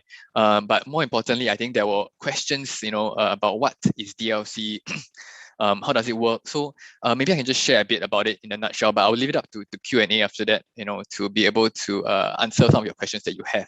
So DLC, daily leverage certificates, is an instrument that is traded on SGX, right? It is listed and is traded on SGX securities market. So meaning that if you have like a stock brokerage account, like Beanie had Tiger account, so if you have a Tiger account or a POEMS account with Philip, etc., or even a U-Trade account with UBKN, you will be able to access these DLCs. You just need to go into your platform and search for the stock code or search for the the name of the underlying stock. You can type Kuaishou and then it will appear over there as well. So you can trade this easily on your regular stock brokerage account, and you don't have to have as long as you're SIP qualified, you will be able to trade these DLCs. You don't have to open a separate account, etc. So it is available on your regular stock brokerage account. Okay, and then and SocGen as the issuer and the designated market maker, we will be there to provide liquidity throughout the day. So even though some of the DLCs you might see might not be as actively traded as some others, it doesn't mean that there's no liquidity there. We are there as the issuer and market maker to make markets throughout the day. We are obligated and regulated sort of by SGX to put in bid and offer quotes throughout the day for investors to buy and sell their DLCs. So even though it might not be actively traded for some of them, but you will be able to get in and out of your positions very easily. Okay, and this is a structured product, but I think there was a question also on is this an option? So I just want to clarify also that this is not an option, nor is it a structured warrant, for example. Okay, these structured warrants and options, they have that optionality impact. You have that time decay. You have that in the money, out the money, and you have to understand what the exercise price is, etc. So this has nothing to do with options or structured warrants, other than the sole fact that this is also a leveraged instrument. Okay, so put away all the ideas about time decay, about implied volatility, or Black-Scholes model, or in the money, out money. All those do not apply to the DLCs. The DLCs is a very simple instrument, an efficient instrument in the sense that it just works. It gives you that 5 times leverage on a day-to-day basis, on a close-to-close basis of the underlying stock. If Kuaishou is up by 1% today, my 5 times long Kuaishou will be up by 5%. And if Kuaishou is and correspondingly, my 5 times short Kuaishou will be down by 5%. This happens every day. Every day, this is the DLC is expected to give you that 5 times performance of the underlying stock. Okay, this happens every day, and yes, there is a daily funding cost, but this is not a time decay. There is a daily funding cost which is published on the website every day. So if you look at, say, Kuaishou over here, you will see that there is a daily cost that is deducted from the price of the product every day. Okay, so this is the daily cost. So yesterday, if you had it from yesterday to today, this is the amount that will be deducted from the price of the DLC. So it is quite negligible if you hold it for a day or 2 or 3. Okay, but if you hold it for a long time, then you can expect a reasonable amount of charge that is sort of deducted from the price of the DLC itself. But this happens every day, and it's almost the same amount every day. Okay, so this is called the daily funding cost, and this is not like the time decay that you see in warrants or DLCs. Warrants or options, because time decay will accelerate towards expiry. This daily funding cost is deducted on a daily basis, and it's almost the same every day up to expiry. And there's also a question about expiry. So yes, in the name of the DLC, you can see that there's an expiry date over there, right? 220808. This means that it's in a year month date format, which means that this DLC will expire on 8 August 2022. Okay, if we didn't have to put an expiry to this DLC, we would not put an expiry because technically there's no need for it to have an expiry date. But because of SGX regulations, there must be an expiry date to this. And you see that most of the DLCs have a 2 years or a 3 years expiry. Okay, so it's a long dated expiry. Even if it comes towards the expiry date, every day it will still be the same. Every day it will give you that 5 times performance. If yesterday's close is 0.44, okay, this has been updated already for today's intrinsic close, but if it was at 0.3, for example, as like yesterday's intrinsic close, today quite shows up by 6.92%, then times 5, then this DLC will be at 0.44 in terms of the bid and offer codes. Okay, so that's where the 5 times performance is given every day. Okay, so it will just do this every day all the way up to valuation date. Okay, that's 1 day before the expiry date. And then when it expires after valuation date, this amount times the amount of this amount will be deemed as a cash settlement amount, and then it will be paid to CDP for CDP to onward the payment to any holders who are still holding the DLC. Okay, so the expiry date does not make a difference in terms of how the underlying how this DLC performs. Unlike options or structured warrants where if it expires all the money at expiry, it means it's totally worthless. That does not apply to the DLCs. DLCs will just give you that 5 times performance every day all the way up to valuation date, which is 1 day before the expiry date. Okay, so that is one question on the expiry date as well. And so I think that's some of a bit of a nutshell of what the DLC is. Let me see if there's any other question. Okay, so just now the other I think there were some questions on, like, say, the price of the DLC. I think it was Sunny Optical, which one to choose, etc. Right? Okay, so many Sunny Optical DLCs over here, right? Hope everyone can see. Let me just enlarge it a bit. So in terms of the Sunny Optical, right, there's so many DLCs to choose. So how do you determine like which ones to choose, right? So we try to make it easier for investors. We have that star sign to show you the most sensitive DLC. So Bini has mentioned a bit about sensitivity. The lower the better, in a sense. So this means that for a 0.4 point movement in the underlying stock, Sunny will move by 1 tick. Okay, so generally the more sensitive a DLC, the better, because for people who are active traders, they might want to be able to in and out, in and out, in and out. They want to scalp the tips, the ticks, and also it provides a wider range for the DLC to move. In terms of the number of ticks. Therefore, we do see a lot of traders looking out for the more sensitive DLCs. But in the case here, this one could be more traded in terms of the DSNW, Sunny Optical one, even though because maybe the sensitivity is not that much difference. 0.4 and 0.6 is not that much difference. So I would say that these 3 DLCs are all around the same sensitivity. Okay, but some of the traders might want to choose this DLC because it's at lower price. It's at 0.084. Okay, so this, when it's lower price, you have to use less capital. They might think that you have to use less capital, okay, to buy this DLC, but in effect, optically it is so, buy cheaper, etc. But technically, if you put in $5,000, it's still the same no matter whether you choose this, or this. It's all the same. Okay, but people tend to like to buy cheaper goods or cheaper stuff. So this also, therefore, maybe it was one of the favorite compared to your 60 cents one. But they all would provide the same 5 times movement every day. Okay, it's just a matter of what price you like. Okay, but every day these 3 DLCs will give you that 5% movement if the Sunny Optical is up by 1%. For some of these DLCs that are at 0.01, 0.02, 0.03. Okay, there was a question also like, should I buy this 0.01 and then wait for it to move? Let me just check I got the question correct. Yeah, so it's another underlying JD Health, but it's these DLCs that are at 0.003. So how did it end up at 0.003? We do not issue the DLCs at 0.003. We always start the price at, say, around 20 cents or 50 cents or $1, and then every day it will move according to that 5 times movement every day. So because Sunny Optical has been on quite a bull run, So some of these, DLCs might have fallen to a very low value. Okay, can you buy these DLCs? Yes, you can still trade them, and buy these DLCs. But the minimum tick size in SGX is 0.001. So if it does theoretically drop below 0.001 in terms of value, there may not be quotes anymore. Or where it's at 0.001, we might not be able to offer you the ask, which means that you will not be able to buy more, but you can definitely still sell back to us, SocGen, because we will provide the bid quotes for you to sell back to us. Okay, and when it's at this value, it doesn't mean that it's not moving that 5 times. It is still moving at that 5 times movement. Okay, so I just take one example from Sunny short. Okay, it is at this low value, but it's still moving at that 5 times movement.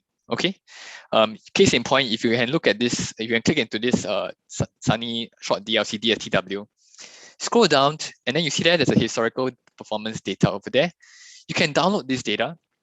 Okay, and then you can see, this is a historical performance of all the DLCs of that DLC, and all the DLCs will have this since the day it was issued. You can see it was issued at 60 cents. Okay, yeah, drop all the way down to 0.001.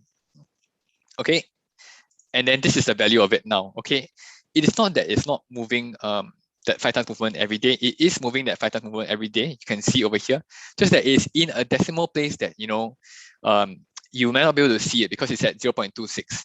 Okay, so yesterday it was at 0.00332, and then now it's at 0.0026. So it is moving with that 5 times movement every day, aligned with the underlying stock. Sunny Optical is up by 4%, so this DLC will be down by 20% over here, and that's 20% from 0.003327. So that will be 0.0026. Okay, so you might see 0.003 over here the whole time, but actually, in fact, it is still moving that 5 times performance every day. Okay, so because of the minimum tick size of these DLCs on SGX is at 0.001, so we cannot reflect it until it goes above a certain level. Okay, but it's still moving at that 5 times movement.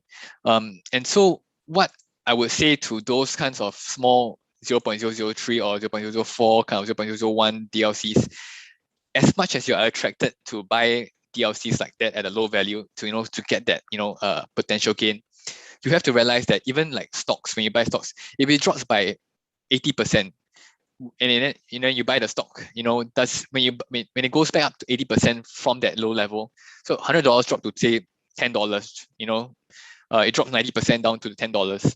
If you increase that 90% from $10, will you get back $100? No, you will not get back $100. Okay, so you need more of that percentage movement when you're at a lower base to get back to the same level. This is the same as applied to the DLCs as well, and it's a bit more extended because of this leverage effect. Therefore, you need a higher percentage gain to get back to the same level if you are at buying a sort of a very low price DLCs. And also the sensitivity you can see, because a higher percentage gain of the DLC is needed, right, to get that 5 times movement. Therefore, a larger movement of the underlying stock is needed as well. Okay, so I would say please avoid these very, very low price DLCs. If you are looking to trade the underlying stocks, look for those that are star, or those that are reasonable range of above 10 cents or above 20 cents to $2, to be able to trade these DLCs as well. And don't look for those very high price DLC. There's one that is like amazing. Okay, Ping An Health. So Ping An has been on a super downtrend as well since the beginning of the year. We have one DLC that is at $20, and I think the issue price for this DLC was below $1. So that's a 20x gain for anyone who is still holding on to this DOZW. But you also wouldn't want to buy these super high price DLCs. Not say you shouldn't, but perhaps it may not make sense because you probably could get it cheaper by buying the stock, buying the stock itself. Because maybe Ping An Health is only priced at about $2 or $3 Sing dollars equivalent on Hong Kong exchange. Okay, so try not to buy those very low price DLCs or very high price DLCs. Optimal range will be between 20 cents or 10 cents to $2. I think those are the range that you should look for. Okay. Let me see if there's any other questions on the DLCs. Yes. So as I mentioned just now, if you happen to hold the DLC to expiry, you will get cash settled, from CDP, and the payment is based on the closing price of the underlying stock, and corresponding price of the DLC on valuation date, which is 1 day before the expiry date. Okay, so on valuation date, we'll determine the amount. On expiry date, we'll tell SGX, and then within 1 week or so, 1 week from expiry date, you'll be able to receive that payment from CDP. Okay. Institutions buy and sell DLCs. This is more of a retail product. Okay, so this is more of a retail product that we see that for retail investors to use as part of their investment portfolio for more tactical short-term trades. But sometimes we also do see a few of these hedge funds, small hedge funds, who do trade these DLCs because they like to have that leverage instrument, and they cannot do OTC products per se. So they will look for listed options, listed product option, to be able to gain that leverage. Therefore, we do see some of these smaller quasi-insti hedge funds, asset management firms that do use the DLCs for tactical plays, but it is still very much a retail product. Okay. I saw a trade that I know the minimum commission is something that okay, a bit of background. I was previously from SGX. I was there for 7 years before I moved on to SocGen.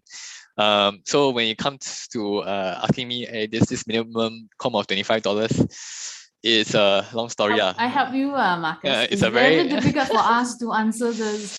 Okay, so you can only use the clue that I flashed on my slide, on my chart. Yeah. Okay, so that's the best we can do because we are also restricted. Correct, but I think look out for the most of the brokers do offer the DLCs, so we try to reach out to all the brokers to offer the DLCs, and most of them do. So do keep a lookout on what are the cheaper commissions out there for you to go trade the DLCs. Totally agree that for instrument like DLCs where you want to just in and out, you need to find the lower commission ones. So do look out for those. They are all our partners, our brokers, as for SocGen and for SGX perspective. So we cannot single anyone out. But then please look out for them. And some of them also do offer DLC promotions. Look out for them. We continue to collaborate with the brokers to run campaigns offering free commissions, etc. So we hope to do that more as well in the new year. But for now, we have one that is on the DLCs, with Philip Poem's account where you can win attractive prizes. This one is just a sort of maybe hopefully a Christmas season.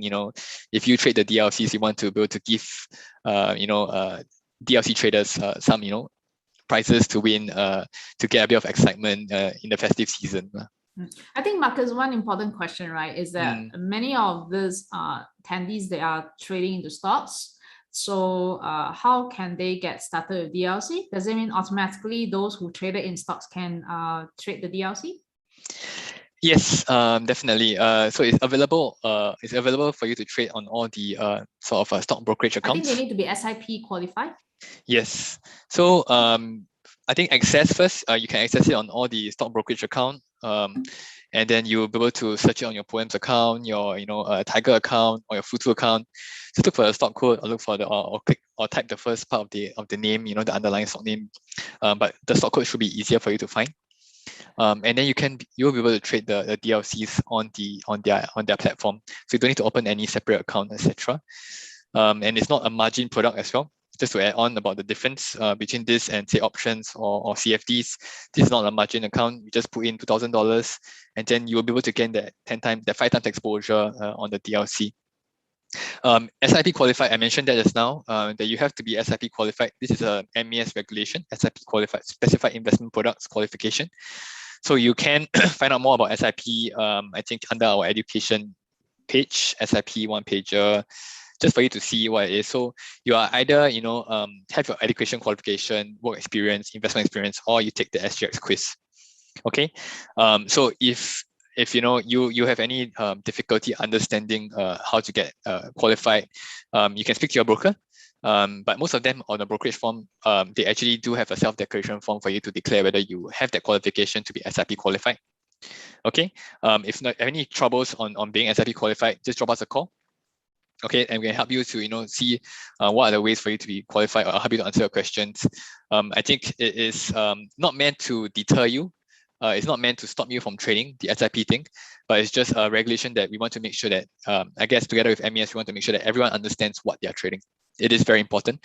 And that's why we also partner with educators like Bini and SGX to share as much information about trading, about leverage, and about the DLCs to investors before you start trading. Okay, do we have to pay? Okay, commission wise, I will help you answer yeah, that later. yeah, that one is probably that. There's an interesting question here. I never actually had that question before, but it's a good question. 3 years.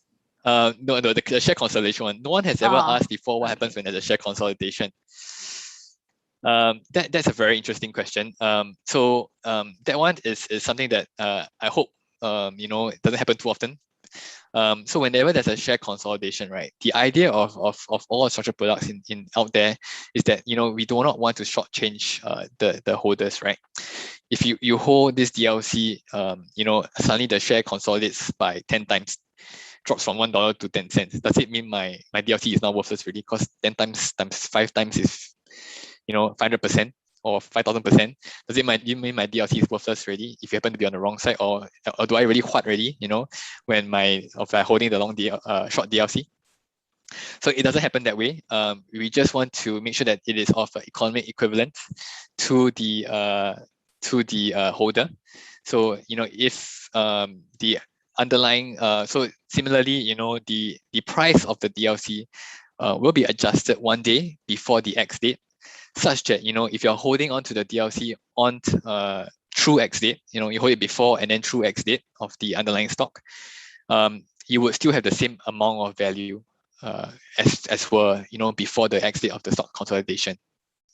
Okay, so that's a very simple adjustment in terms of you will have the same value before and after, similar to if you were holding the stock before the consolidation. After consolidation, you will still have the same value.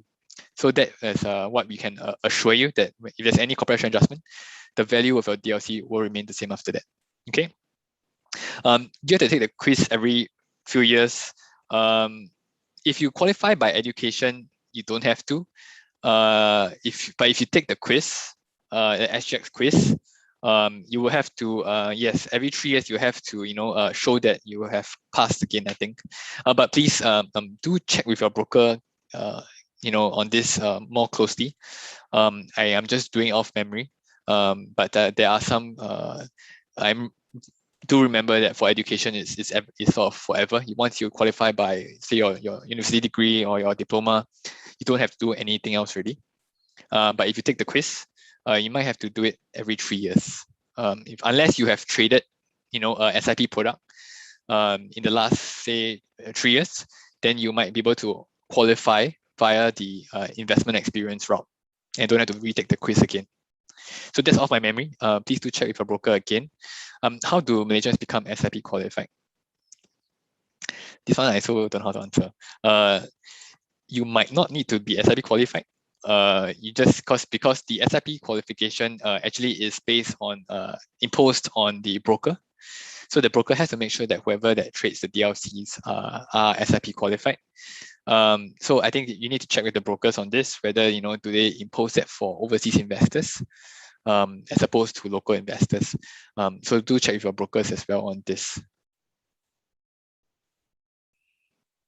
Okay, thanks a lot. I think last question, this one is also important, and then after that I'll take over. Will corporate action that dividend earning release trade halt affect DLC? No, it won't.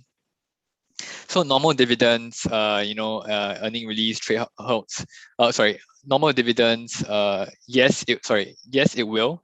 I thought the question was, will it halt the DLC? No, it will not halt the DLC. But these dividends will affect the DLC. So on X day itself, right? The DLC would the previous day price of the DLC will be adjusted to reflect that dividend.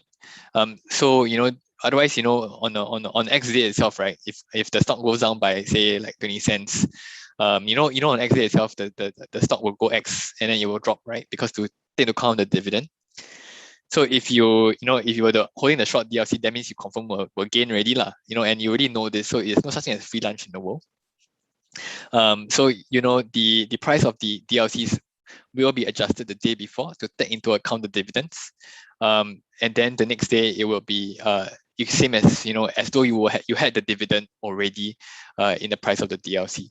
So the DLCs do track the underlying stock on a total return basis, which means that we assume that the dividends are reinvested.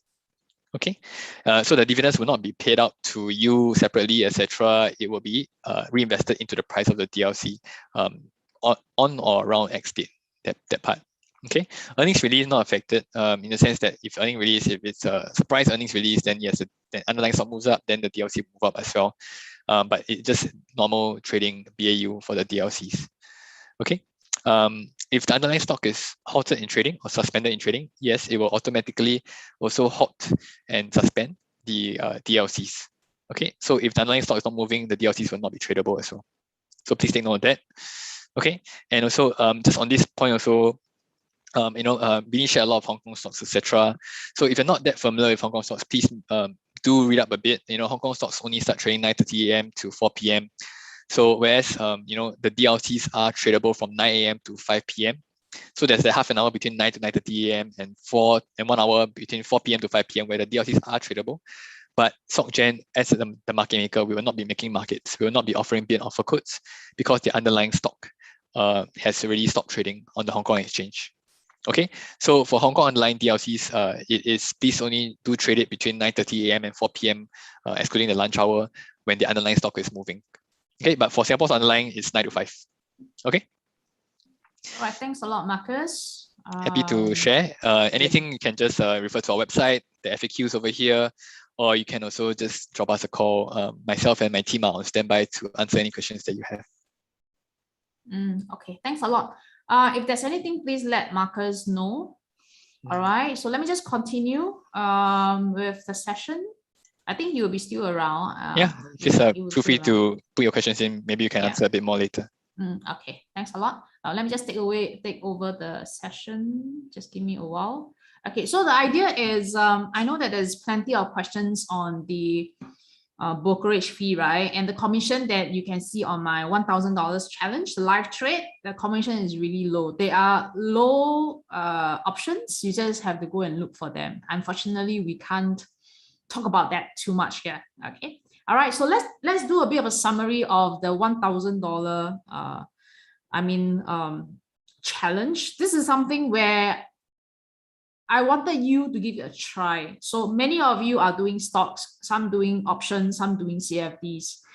I know that I'm also doing this, but DLC can be one option that you want to explore. All right. Meaning that, let's say, for example, where the Hong Kong market gets very hot, for example, right? You might want to not buy the stocks directly because it could be too expensive, and then you want to get ready the DLC. So get educated, get the account, and then understand how to go about doing it. Okay, so the first challenge that I did is to long the BYD, all right, which is via the BYD DLC. Just to let you know, the BYD, the minimum shares, right, is 500. If I'm not wrong, I think it's 500. All right, so you can't do anything with a $1,000, but with that, I made about 55% gain from the DLC.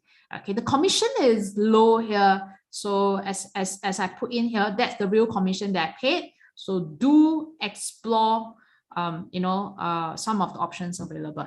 Okay. Then the other one is Sunny, which is what I've just shared with you. So I'm just going to quickly go through that.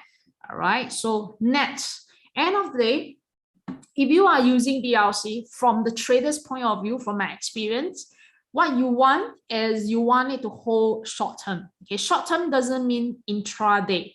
All right, short term can mean a few days, or even some of my trades. The one I did for BYD, I actually held that for about 15 days, 15.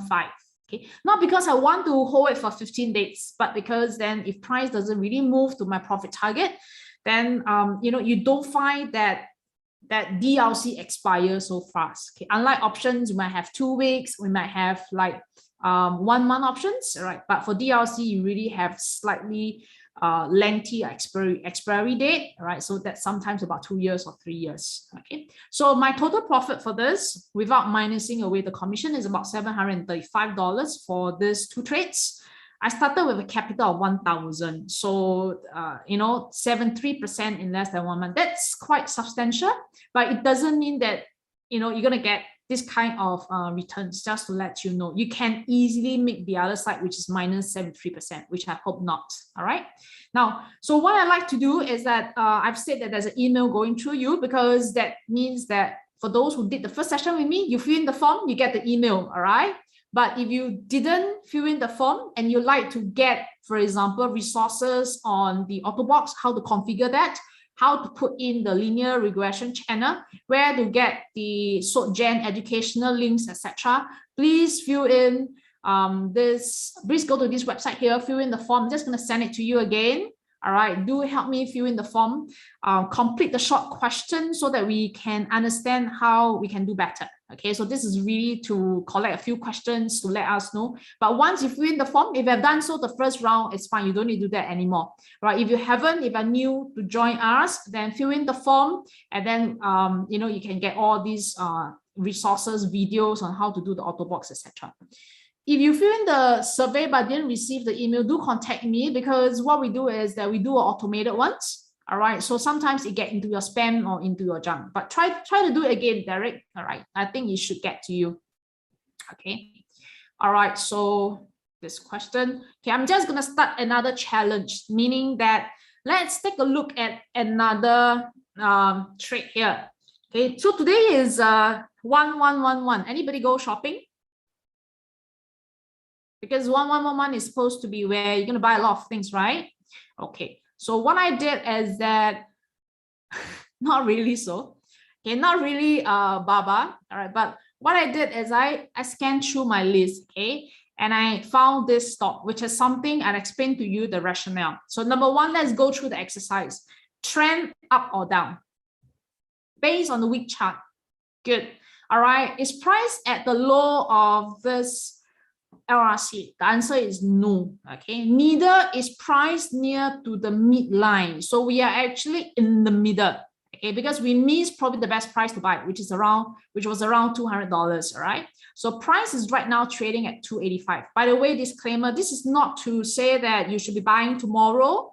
All right, so this is just to go through the exercise that we did. Okay, all right, so I have this, and then I put in the LRC. Okay, what you can do is that you can look at your chart a little bit more. So I'm just going to go through my chart. Okay, just give me a minute. Let me just share my screen. Okay, here we go. So what I have is Meituan 3690. Okay, so it's a very nice number, 369 and then 0. Okay, so I put in the week chart. Okay, and then take a look at the Bollinger Band. So this is a week chart. We're going to have the Bollinger Band around here. Okay, we're going to have the mid of the LRC around here. Okay, all right. Then in this case here, this two here, right, could be a possible target for, in terms of Meituan, all right, could be a possible resistance. Okay, I don't want to say that it's a target, but then there might be a bit of a resistance found here. All right, a bit of resistance found here. Okay, now next question. What can I do to help me also find resistance? What kind of things can I use based on what I just taught you?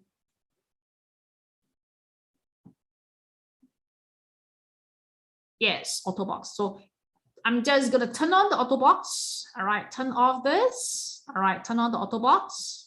Okay, you realize that boxes starts forming. Okay, now look left. Okay, so take a look at the few zones I've highlighted. You realize that the place I've highlighted would be a month high at 337. Okay, 337 plus minus around here. So I'm easily form a zone. All right, based on these boxes here. Okay, all right, and then near to the top. Okay, so that's how I do the planning. Now next step, all right, we're gonna go to which time frame? We're gonna go to the day time frame to hope that we might find some places for us to buy. Okay, because then the trend is heading up. Okay, so I'm just gonna switch to the day. All right, let me just clean my things a little bit. Okay, here we go. All right, so this is the day. All right, now first thing, I'm going to put in the LRC. Okay, you realize that LRC didn't tell me much, okay, because then it is at the midway. You see that? All right, now what LRC says that the best place to potentially consider the long stocks was here, this one, and here, but it also gave us a possible place for us to consider that could be some resistance over here. Okay, so that's the first thing. Now, second thing, what can I put in? I can just put in the Bollinger Band. Okay, I'm just going to put in the Bollinger Band. All right, and then remove here. Okay, now what is the Bollinger Band telling us at this moment for the Meituan? Any feedback? Confused?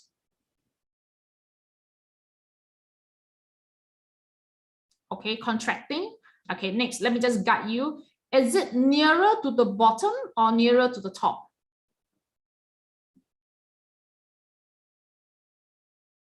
Okay, but is it really near to the bottom, at the bottom here?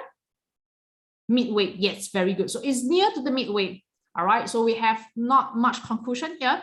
Now, next thing, what I like to do is I like to put in the Autobox. Okay, here we go. All right, now, by putting the Autobox, I just want to remove the Bollinger Band a little bit. All right, so then next process is to look left. Okay, now look left. Now, what do you realize? You realize that things get a little bit more interesting here. Right now, there was a little bit of an up movement, but this particular low, so let me just mark it for you. Now, this low here, okay, somewhere around this low was actually a previous high. Can you see that? Okay, so we continue to look left. Okay, we continue to look left a little bit. I know that I should use a trend line, but I just wanted to use this pen, right, so that you see a little bit of this effect here. Okay, we're gonna see that it was previous, another one more low here.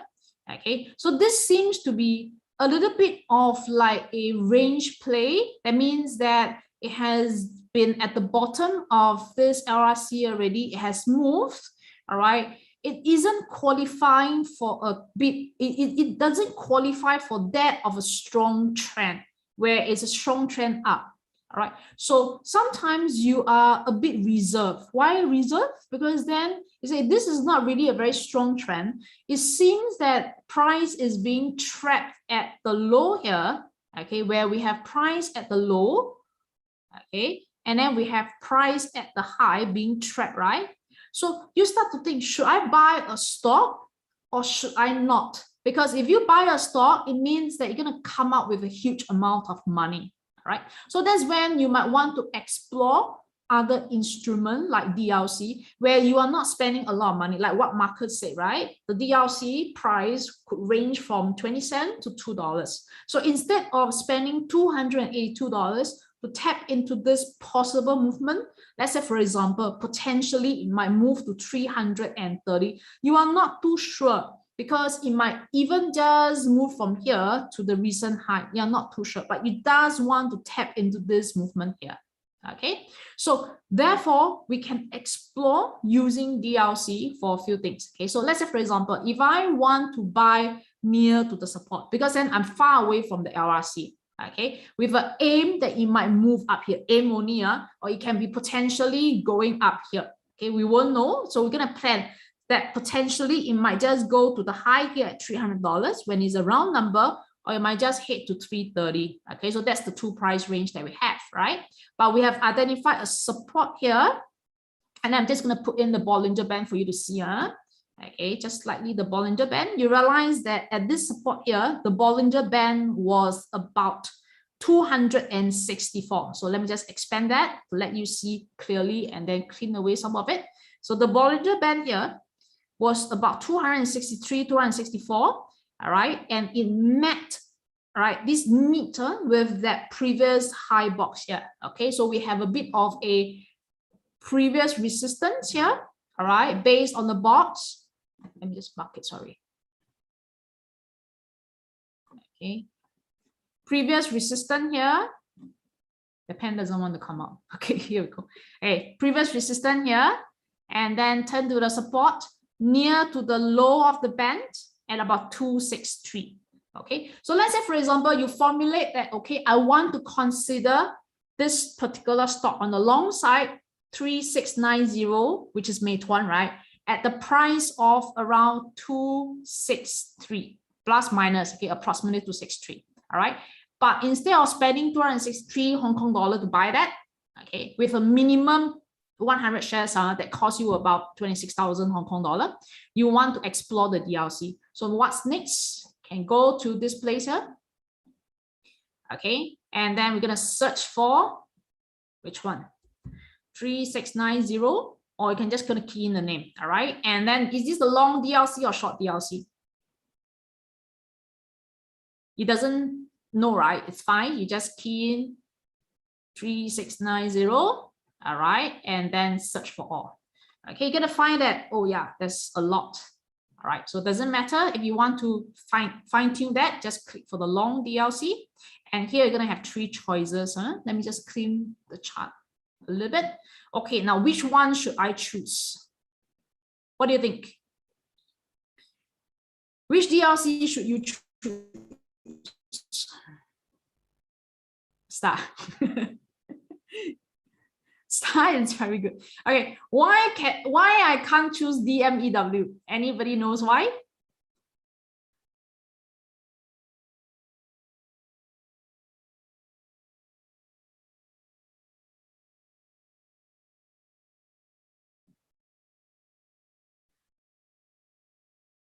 Okay, sold out. Yes, very good. See this 100% here, sold out, no more. Okay, and why I cannot choose this one? Still can. Okay, but what's the reason? Near to selling out as well. Okay, so therefore you choose the one that is star. All right, but if you happen to look at the star is also the one that is most sensitive. See that? Okay, so that's an easy choice, right? Okay, then next thing I said already, we take a look at the expiry date. Okay, so this is a 5-time long. All right, the expiry date is listed here, which means that if you were to trade now, all right, you have about 8 months. Okay, I think that with the price that we are looking at, right, I think that we should be able to probably reach that profit target in 8 months time. I don't think that it will take 8 months to reach that. Okay, so I think that in terms of expiry, it's still quite healthy because this one will expire on the August, okay, of next year. All right. Okay, so next question that we have to ask is about the spread already. Okay, as mentioned, we look at the sensitivity, we look at the star, and then we look at the spread. All right, so but with all the other options, the choice is clear. If you want to participate in Meituan, then that would be DMGW. So once you have this code out, right, remember the code and then key in this code right inside your own broker, DMGW, and then you can start trading that if you want to. Okay, so let me just browse inside what happened to DMGW. Click on this. All right, you can see, for example, what markets show you that we have all this information here. All right, now one thing I want to talk about this is that this is the price of 3690. Okay, so that's the fluctuation, all right, between this date here, 10 o'clock today, and then until all the way until close. Okay, so that is the fluctuation for today, right? You can look at the DLC in terms of its movement. It's actually following very nicely the price of the mother share, the underlying. Okay, so this is the price of the DLC. So if you have, for example, fortunately traded this one at about, let's say the dip here, all right, at 90 cents, then today it closed near to $1, okay, at 975, last price here. Okay, so this is Meituan, but what we are looking at is we are looking at potentially if price can move lower. Okay, so because remember we look for around the support at 263. Okay, so go to the price metrics. All right, so we looked around, it can change slightly, but the value theoretical pricing should be around there. So we look at 263. So 263 will be around this pricing here. Let me just mark that down. Okay, around the region here. Okay, so this region, All right, so you look and the pricing, if you ever go to 263, would be around this price here. Okay, all right. Sometimes you might not be able to get it exactly because there's a spread difference. Okay, so for example, if you look at the spread, all right, depending on the price of the DLC, the spread can be, let's say for this DLC, right? Just now we saw that the spread can be about 0.01, for example. Okay, so in this case, you're right, you might want to just look at it here, okay, as reference price. So sometimes you might not be able to get it really at this price here. So you might just have the trade, right, slightly higher at, let's say, 0.68, for example, for the spread. All right. Okay. So let's say, for example, you are aiming for profit target of Meituan. Okay. So for example, you are looking at the downside, right? To buy, let's say, at 264, 265. So this is how you get the price of DLC. Okay, let's assuming that you are looking for a profit target of Meituan, right? So we are talking about a profit target of Meituan could be near to the high here at 297, all right, which is near to the top of the Bollinger Band, right? Again, I'm talking about short-term trade, all right? So 295 could be around here or maybe 293. So again, go to that price matrix.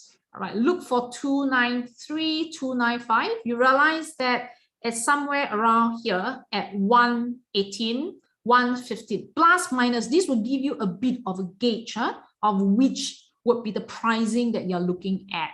Okay, it doesn't give you the exact price, but a gauge. So potentially, if you might be able to have a trade signal around 66 cents or around 67 cents, around this price here. All right, if you are successful to move up to the top, then this might be, let's say, a 110. So that could be nicely a huge percentage gain for you.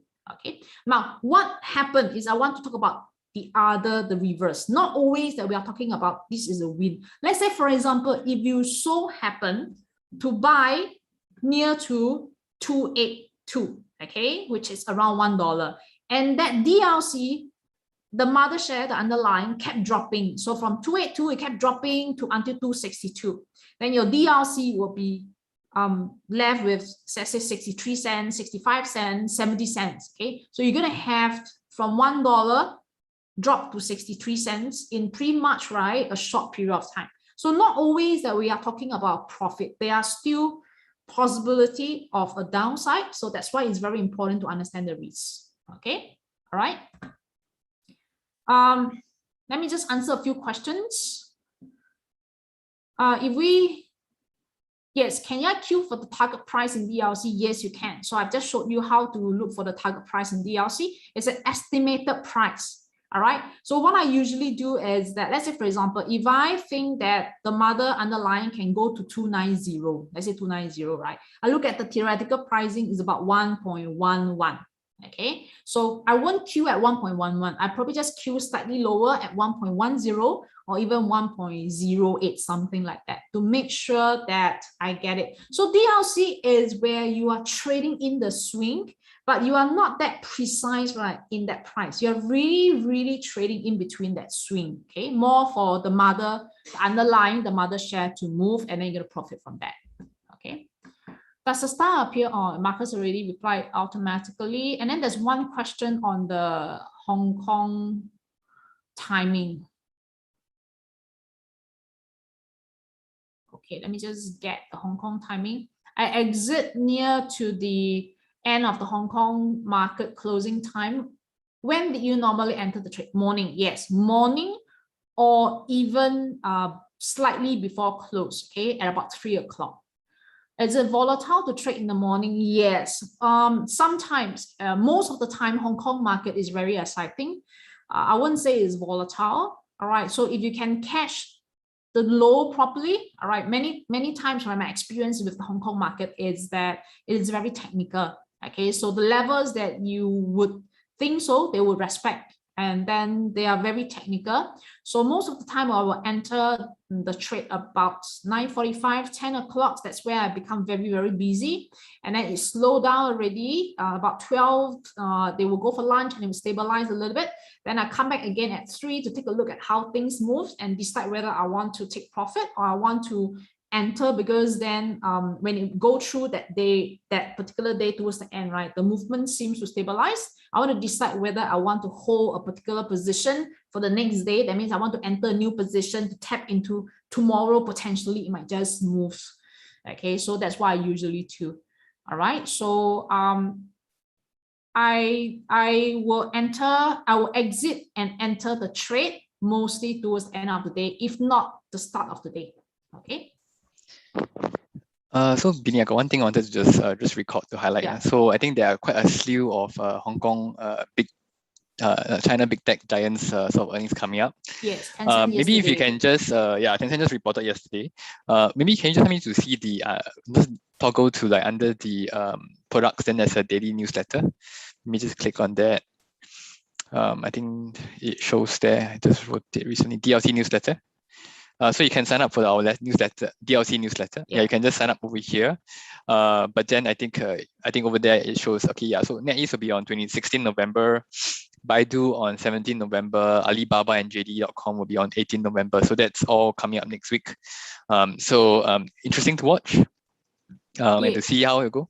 Yeah. So in fact, that if you have time,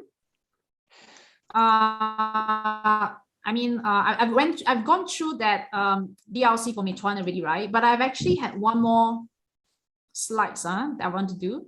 Okay, so this one, and there's one more here. So this Kuaishou, right, moved up very nicely today. Okay, that's why I know that Marcus kept talking about Kuaishou, because today at one point of time it moved up by 9%, but it actually closed to move up about 6%. Okay, so if you can go to 1024, all right, put in the same thing as I put it in, right? Okay, and you realize that you might have a different idea. So number one, let's say a lot of people I know were still looking to short Kuaishou at that point of time here when I mark it here, right?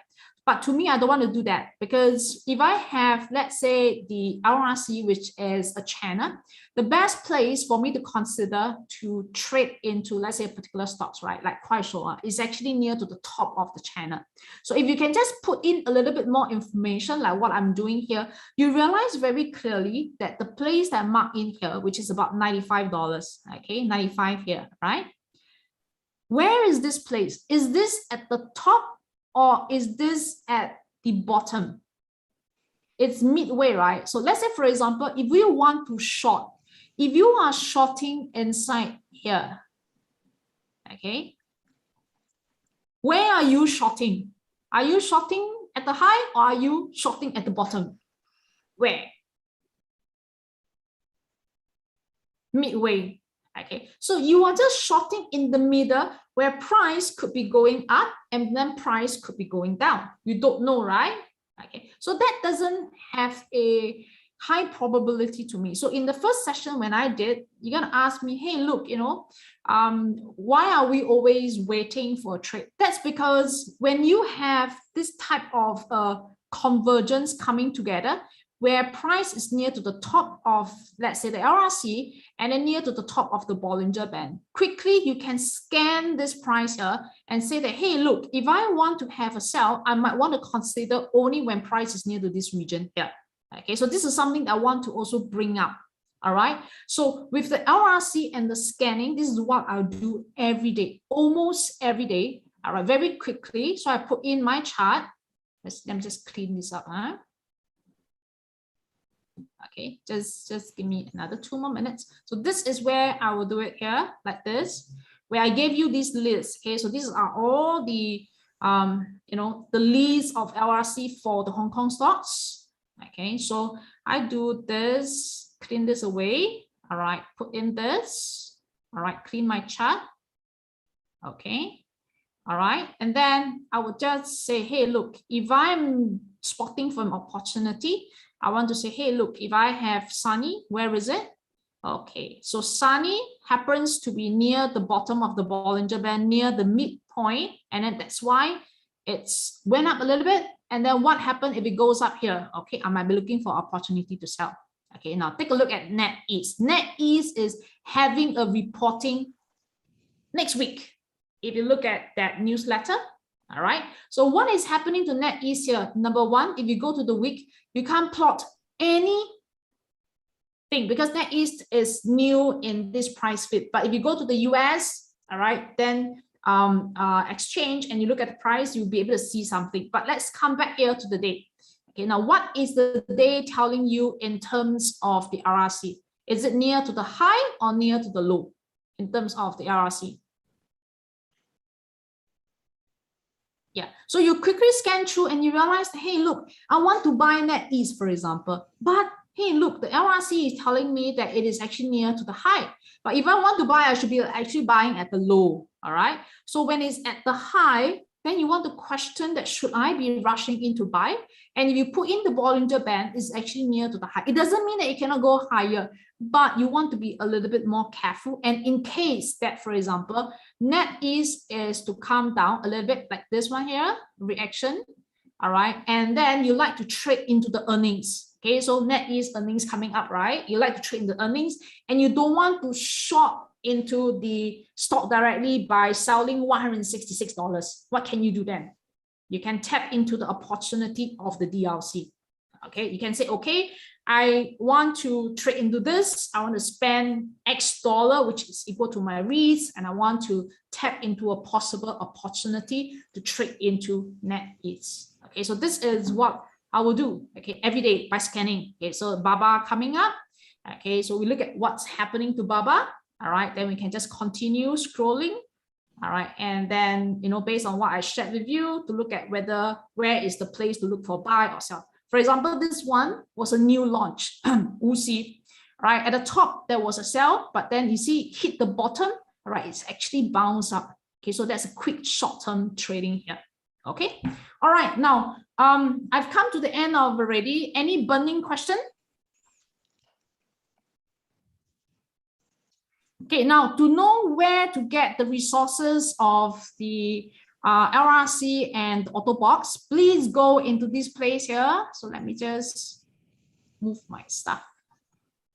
Okay, so this is the website that you're gonna fill it in. Okay, answer a few questions for me. I'm just gonna send you the link again.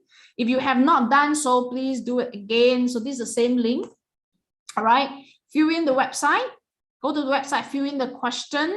All right, and then you should receive an automated mailer from the website to say that you can tap into all these resources. Okay, how to use the LRC, how to use the Autobox, etc. All right, how do I screen all the stocks? Actually, visually do it. Okay, but also that if you do have a screener like what I have here, you can actually screen for them. Okay, but you can just quickly go into the week chart like what I did, right? And ask yourself, okay, is this generally still up? Is this near the bottom of the LRC? If yes, then I want to consider a buy. Then you go to the day to look for a buy opportunity, exactly as what I told you. Do I check the fundamental? Because for the DLC, right, it's really a short term. Okay, so it's more towards trading for a few days or for the swing. So in this case here, I want to short a weak stocks. So yes, I do understand a little bit about the fundamental. That means I don't really totally ignorance. Okay, that means I know what I'm looking at, what sector, what stocks, etc. But I don't check in details the fundamental. Okay, but I mean, how to say, because I'm very familiar with the Hong Kong stocks, roughly I know them. All right, so I know the fundamentals already.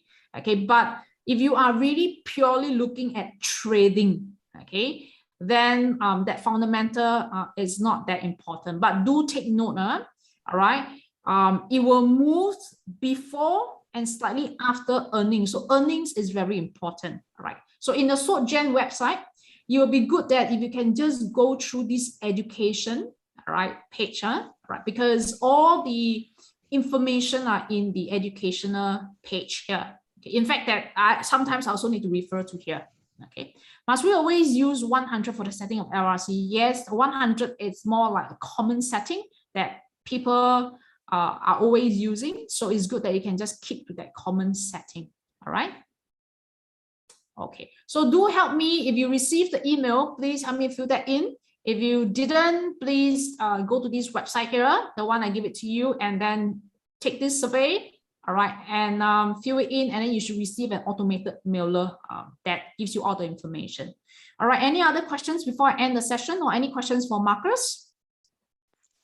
So I think the question on when is the next session. So I think that one, stay tuned. Definitely, together with Beanie and InvestingNote, I think, and also maybe with SGX, we want to bring you more sessions like this, where we can get experts like Beanie to share more about the Hong Kong market, what their tips are, their tricks are, etc. in trading into such as foreign stocks like Hong Kong, and also more practical tips also on how to trade the DLCs and to maximize them to get the most opportunities.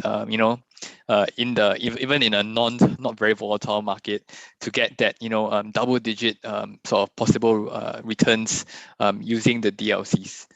I have one session with SGX in December, but I cannot remember on the trading 7 hours. December. 7 December? Yes, I remember because I'll be there as well. So see you there. See everyone there on 7 December. You can sign up on SGX Academy page. Yeah. Yes, and one question I think for you, Marcus, if we list down all the sold out DLC, can we use this list as an indicator of interesting choice to look at? Or there are other reasons than attractivity in the play? I think the question is why some DLC. Yes and no lah. Yes and no. I can't really put a point there. Yes, if it's sold out means that yes, people are buying it, so there could be interest there.